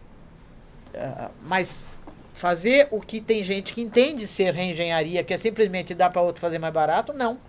Você joga fora toda a engenharia feita com aqueles 30 caras que estão na telinha. Além do que isso custa, né? Não, e esse cara não estava lá. Ele chegou depois que ia pegar a janelinha. Fácil. Não, para. Não é isso. Existe todo um processo. Então, uma coisa que é importante a gente entender, eu digo que a linguagem é um negócio extremamente importante. Do mesmo jeito que eu te falei que a linguagem do concreto é diferente da linguagem da madeira, é diferente da linguagem da metálica. Cada um deles fala numa língua, desenha com um símbolo diferente. É a linguagem específica de cada um que a gente tem que aprender, você tem que ler tudo. Você não pode ler só um e falar assim, eu vou fazer concreto porque eu só sei ler concreto. Não, senhor. Aprenda a ler tudo e faça o que for melhor para a tua obra. Mas na hora que você está fazendo essa linguagem, essa coisa toda, é muito importante que haja essa compatibilização de todo mundo e que se entenda o que cada termo quer dizer. Então, o termo reengenharia tem que ser entendido de uma forma diferente do que vem sendo entendido, não pelas grandes construtoras, Claro. que essas sabem entender o valor das coisas, mas em obras menores. Por exemplo, do mesmo jeito que eu faço essas grandonas confusas, eu faço umas casas de arquitetura que, como eu digo, arquitetura moderna, engenharia barroca. Porque para embutir tudo, você tem que embutir o trilho do caixilho. Você tem que embutir tudo porque o acabado tem que ser lisinho. Para o acabado ser lisinho, tudo tem que estar embutido em algum lugar. Então a arquitetura é moderna, a engenharia é barroca, cheia dos detalhinhos no meio do caminho. Então essa questão da linguagem ser entendida de uma forma clara, não importa o tamanho da obra, e não tem que importar mesmo. Não é porque uma obra é pequena que você pode fazer ela de qualquer jeito. Não pode. Você tem que ter o conceito do que você está fazendo. E outra coisa que a gente fala muito da questão da formação continuada, da capacitação. Se você é uma pessoa que se mostra capaz até determinado ponto, então vamos dizer, há 30 anos atrás, eu me sentia capaz de ir até um ponto. A partir dali, eu sabia que eu tinha que estudar para me capacitar para mais que isso. Assim como você. Você começou com uma obra pequena, aí você vai indo. Ou seja, capacitar é elevar o sarrafo do seu salto cada vez que você aprende alguma coisa. É conhecimento. E é conhecimento. Experiência, Tem uma coisa que também é extremamente importante, que é a gente não confundir informação com conhecimento. Informação, antes, eu não sei se você tem isso, mas eu tenho ainda, por afetividade, uma pasta desse tamanho com catálogos. Era difícil a gente achar catálogo antes, de catálogo técnico, de telha, de perfil, de parafuso, de tudo. Quando você achava, aquilo era uma preciosidade, você guardava. Né? Hoje você dá um Google, em 3 segundos aparece 15 mil catálogos para você olhar. Agora, uma coisa é você ter facilidade de informação. A outra coisa é você ter conhecimento. O conhecimento você tem que deglutir aquilo, mastigar, digerir, para depois poder usar. Então hoje a gente tem uma facilidade de informação muito rápido. E às vezes isso tem dado problema, por exemplo, que você falou que às vezes fica difícil você perguntar. Eu acho que você tinha que ser descarado e perguntar tudo. Porque às vezes você tem uma informação que você acha que você entendeu tudo. E na hora que você chega e fala chega lá pro Marcelo, chega lá pro Lajinho e fala, ô Marcelo, esse negócio aqui é assim mesmo? Ele vai te dar uma aula com o maior prazer. Sim. Porque ele vai pegar ele vai pegar aquilo que você trouxe como informação e vai transformar em conhecimento para você. Então, a quantidade de informação que a gente tem hoje, mesmo que foi o que ele falou um monte de vezes, é muito grande. A gente tem muita coisa para conhecer. Agora, para se informar. Agora, e para conhecer profundamente, saber trabalhar com aquilo, pegar, mexer. A gente tinha, sei lá, você não sei, muito provavelmente, mas a gente, quando era moleque, eu fui moleca. Eu sempre gostei muito de brincar, de construir coisa, cabaninha, fazer um monte de trás. Então, pipa, aquele monte de coisa que você aprende. Quando você vai fazer uma pipa, você começa a aprender o que é tração, o que é compressão, por que você tem a barra rígida, por que você tem o tirantinho. Intuitivo. Você não sabe por que chama barra rígida, porque não chama vareta. Você não sabe que chama linha, porque você não... você não sabe que você pôs o contrapeso, a rabiola lá, porque você tem que ter um contraponto para o vento para dar estabilidade. Você intui tudo aquilo. Só que quando você vai para a faculdade de engenharia, você fala, esse contrapeso está aqui para criar binário com aquele negócio. Eu lá sabia que era binário, eu sabia que eu empianava a pipa, acabou. Então, esse conhecimento que a gente tinha muito intuitivo por manusear coisas, hoje você não tem. Vocês brincaram de monte, como os meus filhos também, só que eles são mais velhos que você. Pô, os caras jogavam videogame japonês sem falar uma palavra de japonês. Na tentativa e erro. Você ia lá, aí se eu apertar esse botãozinho dá isso, se eu apertar aquele botãozinho dá aquilo. E os caras jogavam videogame japonês. Mas eu acho que é o que você comentou aqui. Hoje o desafio é que a quantidade de informação é tão grande que é a turma perceber o que não pode ser tão mecânico. Não. E você usou a palavra certa, o que é intuitivo. Essa intuição tem que estar presente em cada um, a curiosidade, a intuição, a percepção, porque isso diminui riscos. Diminui riscos. Riscos, porque se os acreditar riscos na são tua grandes. intuição. Os riscos são grandes. Nós estamos falando de uma disciplina de risco enorme, que é uma construção. Então, eu já vi gente que eu conheço, colegas meus, por pouco terem tomado decisões que, se tivesse ido adiante, você poderia quase causar uma ruína. Então, acontece. A pessoa estava talvez um pouquinho no afã de resolver e não se percebe. Ou mero conhecimento, não é uma questão só no afã de resolver. Então, essa questão da intuição é muito importante. Não é ali, que é o que eu acho que está acontecendo. A turma está muito mais, assim, é um massacre a quantidade de informações. De informação, Ensaio sobre a cegueira, eu chamo isso. Ensaio sobre a cegueira. Demandas. Excesso entendeu? de luz. Você lembra do livro do Saramago? Não é uma cegueira que te deixa tudo escuro. É o contrário. Ao contrário. Você bota esse monte de foco de luz na sua frente, você fica tão cego quanto quem é cego de verdade. Porque é tanta informação, é tanta luz na sua cara, que você não consegue distinguir as coisas. Priorizar e assim por diante, né? Então, o excesso de informação pode te causar um ensaio da cegueira mesmo. Eu vou aproveitar. O que vocês, né, com a experiência de vocês, diria para esses jovens que estão no processo de formação? Porque o que a gente está tendo aqui é uma aula, né? A primeira coisa é pergunta. Não tenha vergonha de perguntar. Se apareceu na sua frente uma coisa que você olhou, mas não entendeu direito, seja descarado, pergunta. Paga o mico, sem problema de ser feliz. Eu acho que o perguntar é extremamente importante. E essa questão de intuição, de tentar lembrar como é que funciona, ou, por exemplo, olhar uma coisa, você está olhando aquele tripé ali. Você fala, putz, você lembra quando você estava lá fazendo na aula de topografia, aí vinha um engraçadinho e chutava o pé daquilo, desnivelava tudo. Você queria matar o desgrama que fez aquela história. Pô, mas por que você só tem, por exemplo, outro dia eu fui numa obra em que tinha um portão extremamente grande, portão de correio, enorme. Como o portão era muito grande, puseram 3 rodas. E a parede não estava absolutamente nivelada, o trilho onde corriam as 3 rodas. Aí eu cheguei para os caras e falei, reforça as 2 rodas da extremidade e tira do meio. Os caras, por quê? Eu falei, porque 3 pontos definem uma curva. 2 pontos definem uma reta. Se o seu portão é uma reta, é um plano, ele tem que andar por uma reta. Se você põe 3 pontos, ele vai acompanhar a deformidade da parede. Reforça 2 linhas, 2 roldanas e tira do meio. Você está querendo fazer que uma coisa reta ande por uma curva. Não vai dar certo, ele vai emperrar. Aí você fala assim, nossa, que legal. Gente, isso é geometria básica, que você aprende e você fala, não vou usar essa porcaria nunca mais. Vai. Então, o lance de você observar coisas. Então, olha com curiosidade, com fome. Aliás, tem uma frase da Adélia Prado que eu acho fantástica. Eu não quero nem a faca, nem o queijo. Eu quero a fome. E é isso, olha com fome. Quando você olhar alguma coisa, olha com fome. Por que esse negócio funciona desse jeito? E se eu tirasse isso daqui e pusesse isso lá? Que bicho que ia dar? O que ia acontecer? Então, esse tipo de questionamento e de pergunta, e que é óbvio, vai ter horas que você vai sacar sozinho e vai ter horas que você vai falar, putz, eu não consigo. Vai para alguém mais velho e pergunta.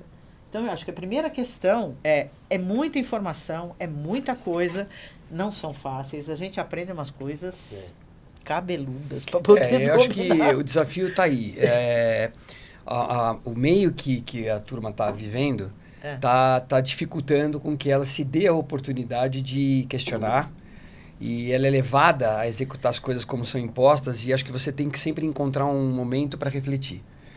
E normalmente o momento de reflexão não é na hora que você está no Não, campo, é é o numa seu hora, travesseiro. é o travesseiro, não é verdade? É você, a gente fica horas e horas durante o dia trabalhando e não é a hora que você pensa melhor. Você é muito mecânico, tudo bem, lógico que você tá trazendo uma engenharia, uma carga técnica enorme e a visão gerencial, todo esse conjunto de coisas. Mas tem que caber, tem que ter um espaço para fazer uma reflexão. E que nem ele falou, eu já ouvi isso muito de alguns professores projetistas meus. Tem um projetista que eu gosto muito, que até hoje, o José Luiz dá apoio, Ah, sim. que é um professor. Sim. E ele falava isso. Ele falava, Edson, o que eu gosto é que você está 20 anos, 30 anos, você continua me ligando e perguntando. Até diz assim, professor, eu não lembro mais como é que faz isso. Hoje eu falo para os meus meninos, eu não lembro mais como é que faz isso. Como é que faz? E eu não tenho que ter vergonha de perguntar. Você tem que perguntar. Porque por deixar de perguntar, você pode estar direcionando uma decisão de uma forma totalmente equivocada. Então, tem que dar uma oportunidade de sair do mecânico, da informatização, e se questionar, será que isso está sendo a melhor coisa? Ou, como Tem outra forma? procurar outra forma e provocar. Procurar a pessoa mais velha e falar, pensei em fazer dessa forma. Não tem que ter vergonha. Sim. Porque existem as formas de fazer diferente. Não, e tem certas coisas, vamos dizer que... nos livros está descrito de uma forma, não que você vai duvidar dos livros, não é isso que eu quero dizer, mas que ele está de uma forma extremamente teórica. Por exemplo, uma das discussões que eu tenho levado muito para a academia, para professores de engenharia e tal, é que está havendo um distanciamento muito grande entre a academia e a engenharia. Eu lembro que, você deve lembrar disso também, que quando a gente recebeu o Código de Ética da Engenharia e outras coisas, Instituto de Engenharia, etc e tal, então você tinha lá, engenheiro júnior, até 5 anos de formado, na mesma especialidade ou graduação. Engenheiro pleno, 10 anos de formado, com experiência, ou mestrado. Engenheiro sênior, 15 anos de formado, ou... Veja, esse ou é importante. Se você está na sua especialidade, matando um leão por dia, há 15 anos, você é um engenheiro sênior. Mesmo Claro. Não fazendo um doutorado, mesmo não fazendo nada disso, você ali é um cara expert nessa história. Ou você faz academia. Agora, a academia não pode se distanciar, ela tem que se distanciar porque ela tem que fazer pesquisa. E a pesquisa nem sempre está no campo, está em materiais novos, está em novas tecnologias que não estão sendo usadas lá. Então é importante a academia ter um certo distanciamento da obra, porque ela tem que buscar coisa nova, ela tem que ir atrás do novo, do que não se está fazendo, mas você não pode abrir um espaço, um rombo entre uma coisa e outra. Porque quantos vão sair da faculdade e vão querer ser professores? Esses caras vão ter que saber ensinar a quem não quer ser professor, a quem quer ir para a obra, a quem quer ser calculista, a quem quer ser especialista em vidro, a quem quer ser especialista em segurança do trabalho, ou hidráulica, ou elétrica. Então, não pode haver esse abismo entre a academia e a realidade. E nem essa questão, por exemplo, de detalhar, né? Você me fez lembrar a questão da norma de desempenho. Sim. Que a norma de desempenho, ela mudou um paradigma, foi fantástico. Ela não remete para você dizer como vai executar uma coisa, mas é o desempenho que tem que ter ao final. Você pode executar. Antigamente as normas eram prescritivas. Você dizia como executar alguma coisa para poder chegar num determinado nível de desempenho. E hoje nas revisões de normas se tirou um monte de coisa. Invente coisas, mas você tem que chegar nesse mesmo desempenho. O desempenho é que é cobrado. Quer dizer, não só o desempenho da entrega, né? A entrega e o que vai acontecer com isso ao longo do tempo. Constante. Isso é muito interessante, né? Porque te leva para, opa, peraí, deixa eu pensar mais em novas soluções, novas opções para chegar criatividade. Não, e você tem que ter a pesquisa, porque se você não tiver a pesquisa numa universidade, se você não tiver a pesquisa na academia, a gente vai ficar a vida inteira fazendo a mesma coisa. Então, é necessário que a academia se distancie em ideias e busque novas coisas. Mas ela não pode romper com o real, com o que se faz. Mesmo porque ela vai trazer a melhoria para isso, mas para trazer a melhoria ela precisa conhecer. Assim como aqui a necessidade, quando você fala, puxa, eu preciso de uma coisa para resolver um problema, você leva para a academia esse problema, para ajudar a resolver. Então esse diálogo é extremamente importante. E é uma coisa que não pode parar, gente. A gente tem que ter isso com uma continuidade pro resto da vida. Quer dizer, você pegou o diploma, tá ótimo. O meu diplominha, por exemplo, está fazendo 41 anos, dia 25 agora, que é o meu filho do meio. Mas você não pode parar nunca de questionar, de buscar uma alternativa, de tentar resolver. Fazer o que você fez a vida inteira é a coisa mais sem graça da vida. Sim. Não João, vale. Já tá com um tempo bem extenso aqui, até por conta da qualidade, né, dos convidados. Você quer fazer alguma pergunta para eles antes de eu fazer uma última pergunta? Vou perguntar só pra Heloísa como que ela conseguiu a questão do que a gente estava conversando mesmo, de ir para a obra, de projetistas e irem para a obra, assim. Como você conseguiu adquirir essa coisa? Xeretice. Eu fui para a obra. Foi querer ir. Uhum. Querer ver como é que faz. Porque uma das coisas que me apaixonou na engenharia foi a concretude do pensamento. Veja, a gente como projetista de estrutura, você está o tempo todo pensando. Uhum. Você está pensando, você está modelando, mas o desejo nosso é de que isso se concretize, senão só vira papel colorido ou desenho de computador, não interessa. Ver isso concreto, de verdade, ir lá na obra, passar a mão e falar, putz, teve uma vez... Materializado e deu certo. Materializado é legal. Teve uma vez que eu cortei um pilar. Fiz uma viga de aço protendida, 3. E cortamos o pilar porque era essa a função. Uhum. Cara, na hora que a gente protendeu a viga, botou o tensor e viu que o pilar já não era mais um pilar, ele estava sob tensão de tração. Aí foi cortar, aí o cara foi cortar e depois aquela serra diamantada, desse tamanho, na horizontal. Claro, mordeu a serra. Eu falei, não, cara, você nunca viu como é que corta a árvore? Corta a árvore assim, porque aí tem o efeito de cunha, desliza. Se você cortar no plano, ela amassa de novo. Tem que ser assim para ter o efeito de cunha e tal.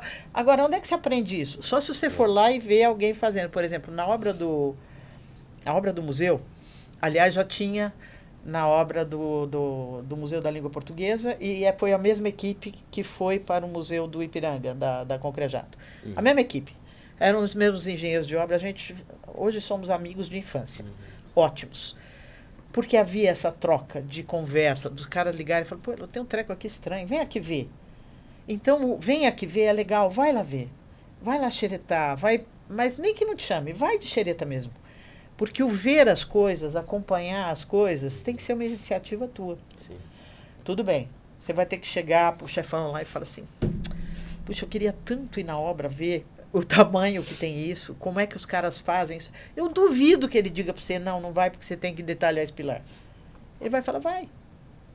Então, além da pergunta, mostre a vontade que você tem de ver aquilo que você projetou, como é que ele é feito. Como é que o cara concreta aquele negócio lá? Então, por exemplo, no Museu do Ipiranga tem uma vigona lá que eu brinco que é a minha predileta da viga, chama-se Viga 301, né? Porque a gente numera todas as vigas, né? É a Viga 301. E a Viga 301 ia concreto, mas ia concreto pra caramba, que é aquela que fica na frente do janelão lá.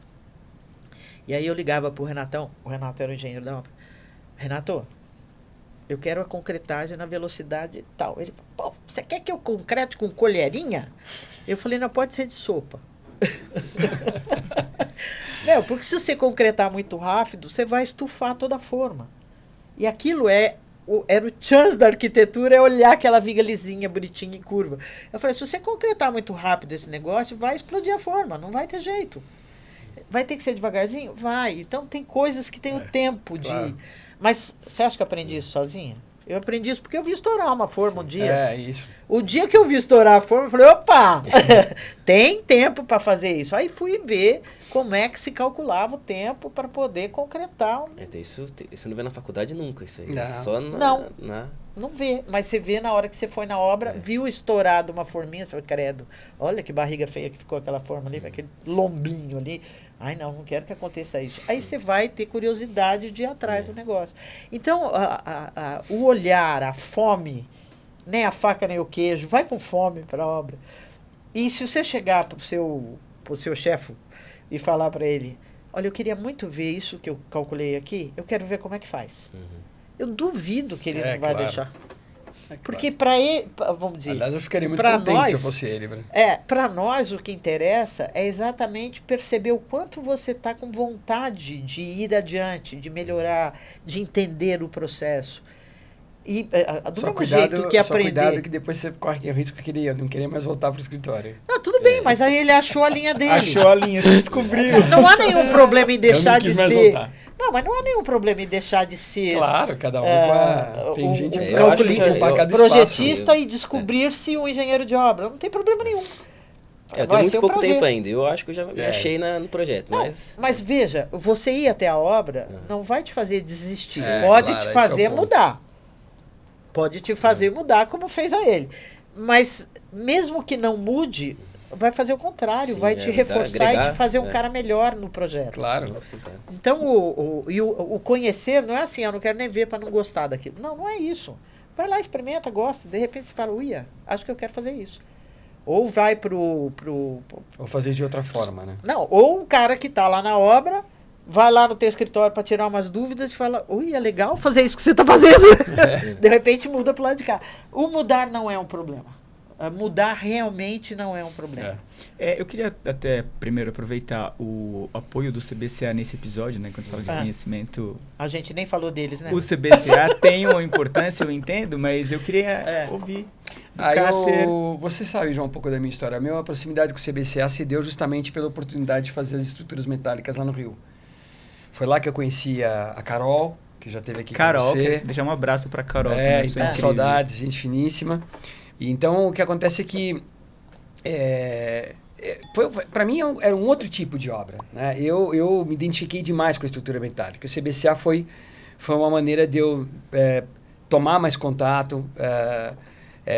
Circulei com eles. A gente chegou a fazer algumas palestras. Eles tinham aquele roadshow. Sim. Eles tinham um roadshow e eu fui com eles apresentar o nosso case.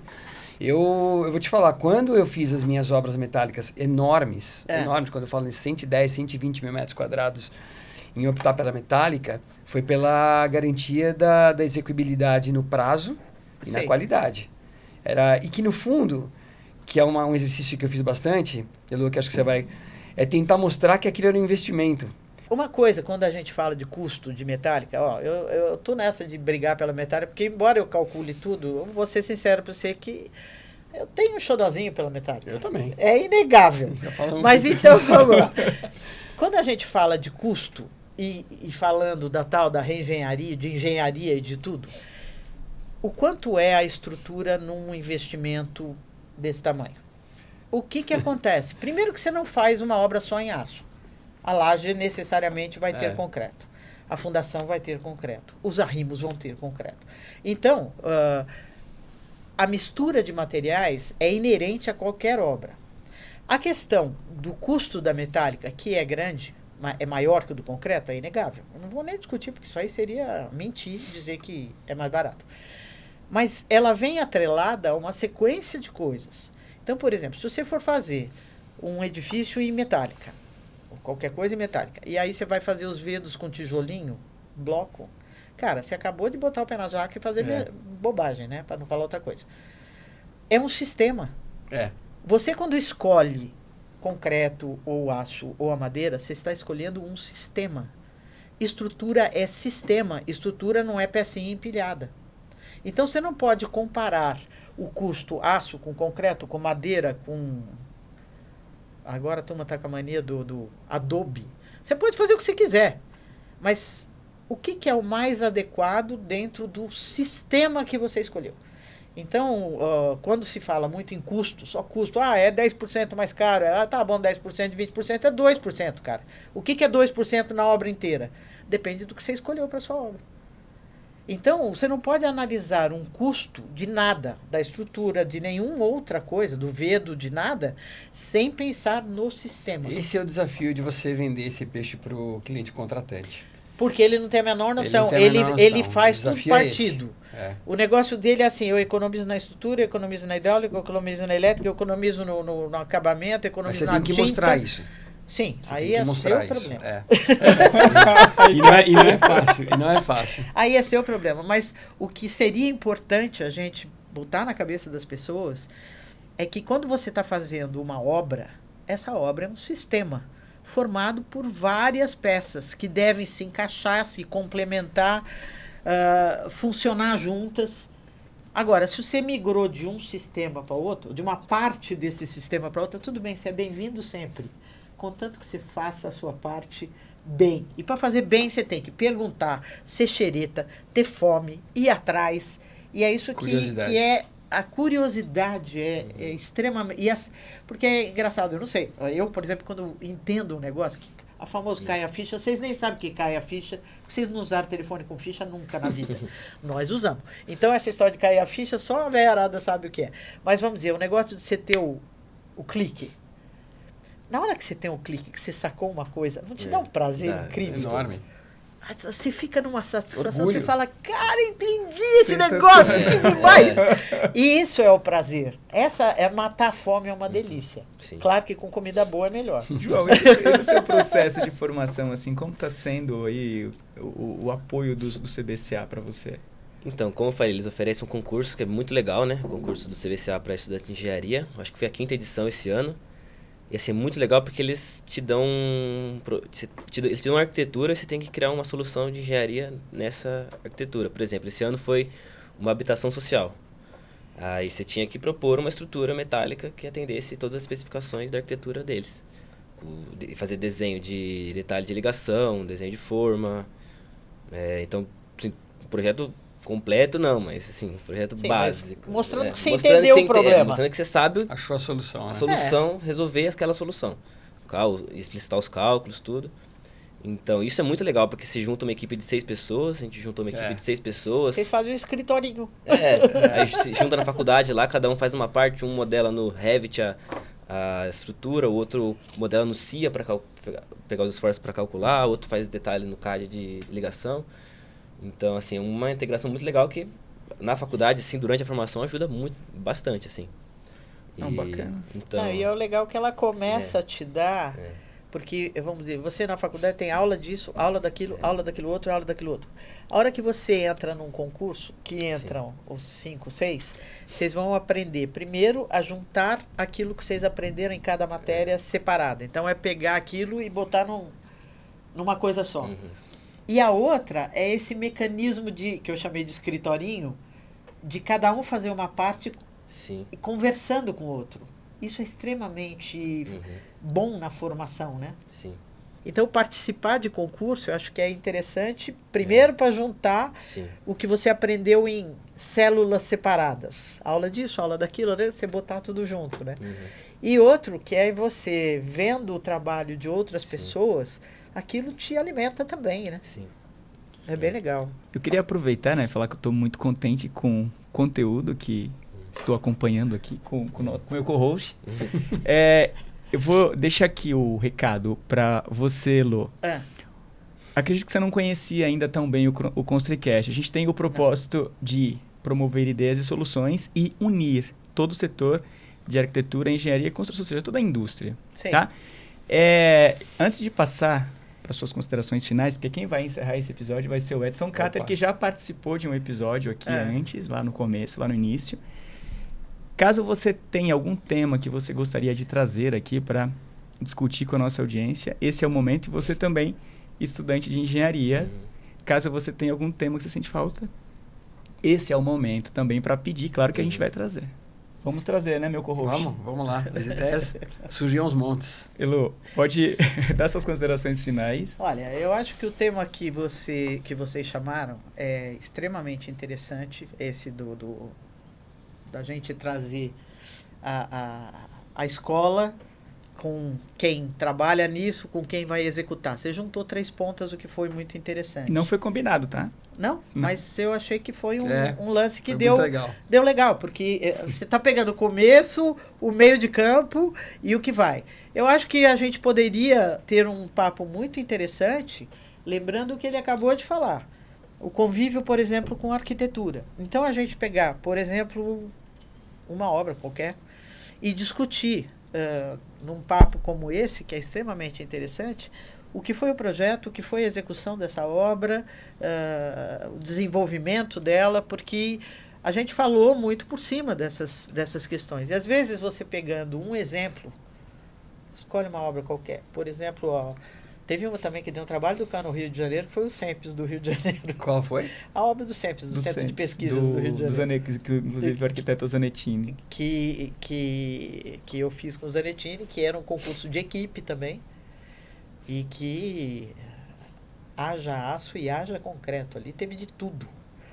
Teve protendido, teve concreto, teve... Como no museu. O museu teve proteção, concreto armado, metálica, madeira, teve tudo. Quer dizer, era legal trazer não só a parte da engenharia, mas trazer também... Seria legal, um estudante de arquitetura, um estudante de engenharia, um arquiteto e coisa. Aí você aumenta a mesa aqui, hein? Quando eu conversei com o Cáter da vez que ele veio aqui, a gente até chegou a pensar nisso. Quando vendo sua apresentação lá, lembra? E bem levantado isso. E vindo de vocês, porque facilita muito. É legal você ter as pontas todas do processo de construção. Mas existem as iniciativas, né? Você tem os órgãos setoriais do nosso meio. Sim. Você pega o próprio Secov, o Sinduscom, o Ibracom, CBCA. Existem as iniciativas. Quando eu falo para você, eu gostaria muito mais... A experiência que eu tive de levar 1 ou 2 cases via CBCA ou via outros meios para contar as histórias das obras, eu gostaria de fazer isso muito mais. Mas é mais um dos problemas que a gente tem hoje em dia. É a nossa agenda. Eu trabalho muito com a BESC, que é a questão dos você teria que fazer uma coisa muito... Você teria que se determinar e trazer um caso para a gente estudar legal. Então tem que se dedicar. Então, iniciativas como a sua, Paulo, dos podcasts, e que engraçado, a gente... Acho que a molecada, eu me surpreendo quando eu estou lá no escritório e falo, pô, outro dia eu vi a tua entrevista lá, tem um podcast e tal. A gente está um pouco mais distante, a moçada está um pouco mais próxima. Eles são mais ligados. São mais ligados, questão, né? Mas por isso mesmo que é legal trazer para eles por esta via. E o que não falta são cases, né? E que isso é multidisciplinar. De contar os causos, de contar as dificuldades. Contar o que rolou na lições obra, aprendidas. Como é que foi isso. Por exemplo, tinha um lugar que eu trabalhei que tinha um diretor que a gente criou o Comitê de Desastres. Comitê de Desastres. Que era aquelas coisas graves que a gente não podia deixar acontecer novamente. E isso vira uma literatura fantástica. Das coisas porque mais você simples. Aprender essas coisas, na hora que você vê e você fala, nossa... Por exemplo, a gente está trabalhando lá no MASP, no prédio novo do MASP, que é uma requalificação de uma obra existente. Então, não é aquele assim, eu peguei o papel em branco, vou fazer tudo o que eu quero. Não tem nada em branco aqui. Você tem que se adequar àquilo que está sendo posto, ao que já existe. Você pode inovar um monte de coisa? Pode, mas tem um monte de coisa que é ditado pelo que está ali. E por essas condições de contorno, e é engraçado, né? Quanto mais condições de contorno, maior a tua criatividade. Você olhar um papel branco, você fala, não sei o que eu vou fazer, mas você faz qualquer coisa. Quando você já vem com, aqui já tem desenhado um pedaço, aqui já tem isso, você tem que juntar A com B, a tua criatividade tem que ser muito maior. Aliás, tem tido casos que você chega ao ponto de descobrir que é melhor destruir e fazer de novo. Mas nem sempre você pode. Nem sempre você pode, mas tem acontecido. Então, por exemplo, quando você pega lá o Hospital Matarazzo lá, nessa parte, a parte nova do hotel, legal. Se bem que teve uns túneis de ligação, deixa lá a capela. Eu lembro de uma palestra que o Nagal fez para falar como é que deixaram aquilo de pé e etc e tal. Foi muito legal. Ele contando o processo foi super interessante para você aprender como é que faz. Mas, obviamente, você tem agora no lado do hospital antigão, tá tombado. Tombado no sentido que você tem que preservar aquilo. Isso. Então você não pode sair fazendo qualquer coisa que você racha aquele treco todo. E teve a vontade também. Se você perguntasse, talvez se eu destruísse aquilo e fizesse um novo, poderia ser mais barato? Talvez. Mas não era nem era não considerado, não era nem cogitável. Porque a ideia era, primeiro, que tinha a preservação e segundo, porque era uma vontade do dono da obra de manter aquilo. Vamos dizer, tanto a vontade quanto a necessidade de preservação te obrigam a isso. No caso do MASP também. Você tem uma série de coisas que te engessam ali. Cara, não pode tirar isso e acabou. É assim. Aliás, o que é bacana é isso que a gente viu no caso do Matarazzo, foi a iniciativa do incorporador lá, do francês, de que a gente fala, puxa, tomara que apareça mais gente com a ousadia que esses caras tiveram. Sim. Porque são poucos casos que você vê, mas são casos que acabam causando impacto urbanístico. E passam a ser uma nova proposta a ser vista e analisada em outras sair situações. do lugar comum e Exatamente. cogitar coisas mais relevantes. Se não houver algumas pessoas que a gente chamava alguns malucos que Sim. trazem essas ideias, a gente não muda, Você entendeu? não muda. E chamava muito atenção, né? Eu que visitei aquela obra algumas vezes, assim, eu ficava impressionado. É Olhava e falei, impressionante. não, como você tá de pé? Né? Então, Tudo mas bem, eu isso não sou é legal, engenheiro, quer dizer, ter que ver uma solução para isso, como é que você vai viabilizar isso e tal. Eu vou ser sincero pra você, depois vai ficar feio isso, mas o que menos me importava era a capela. A solução de Eu costumo dizer que a engenharia... capela chamou muita atenção na mídia, mas em termos de engenharia ela foi uma das mais simples que teve. Teve muito mais Teve coisa complicada. porque muito mais complicada do que a capela. É que algumas coisas ficam icônicas, então fica todo aquele auê em volta, né? Mas teve uma série de outras coisas para fazer. Por exemplo, no Museu do Ipiranga teve um túnel que a gente teve que fazer para dar acessibilidade. Para sair da parte nova, que é enterrada, e aflorar dentro do edifício monumento. E como é que nós vamos fazer esse raio desse túnel? Porque o outro é fundação direta. Então você começa a ver, e o que ficou muito legal, e isto foi uma iniciativa da arquitetura, foi deixar no prédio o monumento o testemunho do que você estava fazendo. Então você está subindo a escada rolante, você vê uma cortina atirantada, de repente pedra argamassada e de repente... Isso é legal demais. Você entra dentro do hall do museu, do grande salão de recepção do museu, e entra pelo mesmo lugar que foi o lugar, aquele nome metido, Porte Cocher, que era onde chegavam as carruagens para se descer e entrar. A escada rolante hoje é como se fosse a tua carruagem. Você chega no mesmo lugar onde se desembarcava de carruagem para entrar. Tem todo um lance histórico. Então você começa a conhecer as coisas, mas por sair de um limite imposto. Então, às vezes, o limite imposto é aquilo que te obriga à qualidade, né? Tem uma frase do Paul Klee que fala isso. É a resistência que te sustenta o voo. É muito legal, quer dizer, você só vai voar se algo te oferecer resistência. Se você for ficar com os dois pés no chão tranquilo, você não vai para lugar nenhum. Então pergunta, tá? Xereta, vai atrás, vai com fome. João, agora o que você gostaria de... Um tema que você gostaria de ver aqui no... Eu acho, só de poder ter falado dessa parte dos concursos, assim, já foi bem legal. Porque uma coisa que é pouco, na área de engenharia mesmo, é pouco disseminada nas faculdades, eu acho. Então, e a Mauá, ela cultiva bastante essa participação nos concursos. Mandar um abraço pro professor Pedro Lira, que é o coordenador do curso, que ele até que acho que passou meu contato para você, que ele cultiva bastante essa ideia dos concursos e... Então, essa ideia dos concursos é bem legal, assim. E eu até aproveito aqui, né, falar publicamente para você que está chegando agora na engenharia, tenho certeza que terá um futuro brilhante. Aproveito para falar que esse espaço aqui é nosso, pode usar quando quiser, pode indicar para as faculdades, que eu também tenho muito interesse de... Não é à toa, né, que escolhemos aqui a dedo 2 profissionais para somar aí na carreira de vocês, e você que tem esse contato com a nova geração, enfim, de certa forma você está aí criando essas conexões, além disso, a oportunidade de agregar conhecimento aqui com vocês foi muito legal. O lance de você reforçar essa coisa do concurso eu acho muito legal. Oi, Luísa, aproveitar também, tá? Esse espaço aqui é nosso. Sempre que você tiver vontade de apresentar algo para nossa audiência, o Cáter já sabe, Cáter é um amigo também de casa. Fiquem à vontade. Essa questão que você falou de trazer os cases, uma coisa quando o Cáter está me apresentando mesmo, o case lá do Porto Atlântico, onde a gente está vendo as imagens ali e discutindo, então isso é bacana. Legal. De repente a gente fazer um episódio de fato ali, trazendo as imagens e explicando quais foram os desafios aí, você ter ali a arquitetura junto também. Legal, e juntar as pontas é muito legal. Sim, esse é o papel. Porque a obra só é aquilo que termina. Você só fazer um projeto não te traz satisfação, você faz, acabou. Não. O projeto executado, ele lá montado, você entrar naquilo, é uma emoção muito grande, porque é ver todo o processo se concretizando daquela forma, que é muito legal. Edson, agora com você para encerrar o nosso episódio, não foi combinado isso também. Você não foi combinado, eu não sou tão bom para abrir e para fechar do que fazer o meio. Vamos lá com você. Não, bacana, eu acho que, Paulo, obrigado pela confiança, pelo convite, a gente já se falou bastante a respeito de algumas outras matérias, eu acho que Tá aqui um veículo valiosíssimo para criar essa proximidade entre os diversos meios, não só quando a gente fala acadêmico e o próprio profissional, né?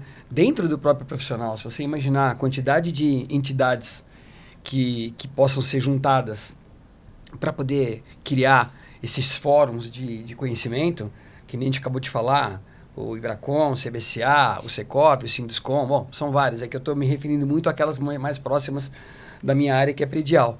E o setor acadêmico, que eu acho que eu ainda sinto uma falta. Por mais que digam, acho que eu já vi momentos onde se tentou uma proximidade maior, por exemplo, da USP. Você vê que tanto é que muitos dos profissionais da USP acabaram virando grandes consultores e demorou para isso acontecer. Quando eu comecei, eles estavam, né, eles começaram, era até porque acho que não podia. Eu tenho a impressão que não podia. Tinha um lance Tem um lance que não podia. E de repente esse pessoal, olha que valor que essa turma trouxe do meio acadêmico para o meio profissional. Uma série de consultores hoje a quem a gente recorre para pedir apoio em várias disciplinas, vieram do meio acadêmico. Ainda estão no meio acadêmico. Não é que vieram e abdicaram, ainda estão no meio acadêmico. Graças a Deus foi dada essa oportunidade. Então, acho que para encerrar, concordo com a Elo, muito bacana que tenha sido uma coincidência de juntar 3 pontas. É sempre legal, porque a gente vai ficando mais velho e vai se distanciando. Mas, cara, eu não esqueço nunca. Eu vou dizer para uma coisa, João Pedro, eu guardo como o período mais gostoso da minha vida foi quando eu fui estagiário. Foi muito bacana. Eu tenho um orgulho enorme de quando eu fui estagiário, porque era uma época que você tem menos responsabilidades vamos lá. na sua vida. Tem tempo de aprender, né? Você tem tempo você está juntando um momento da tua vida que você tem uma energia gigante, né? Com aquele momento que você se propôs a aprender. Você está olhando o mercado profissional, então aquela questão, vai ser remunerado, não vai ser remunerado, não é esse o ponto. E óbvio que eu também lembro muito bem, porque foi me dada essa estrutura, foi me dada as empresas onde eu trabalhei tinham esse viés, que eu falei para vocês, a Escola da Gomes de Almeida Fernandes, que nesse meio predial, ela foi uma escola em como formar os profissionais para fazer o gerenciamento da obra. Essa palavra é importantíssima, não é só tocar a obra, é olhar a obra por todos os aspectos. O geral. Todos, o negócio. Como eu falei, olhar pro negócio, né? Então, acho que tem assunto pra caramba. Pena que eu também não tenha, talvez até eu mesmo, guardado mais informações que eu pudesse ter guardado de alguns empreendimentos, mas acho que não falta assunto e oportunidade, Paulo. Não, vamos trazer aqui. Então, bacana, foi legal. Posso encerrar, então? Pode. Então tá, gente. Aproveitar para agradecer mais uma vez o apoio do CBCA e compartilhe esse conteúdo com o maior número de pessoas, que eu tenho certeza que dessa forma, sim, vamos transformar a indústria da construção, arquitetura e engenharia. Um abraço e até o nosso próximo encontro aqui no ConstruiCast.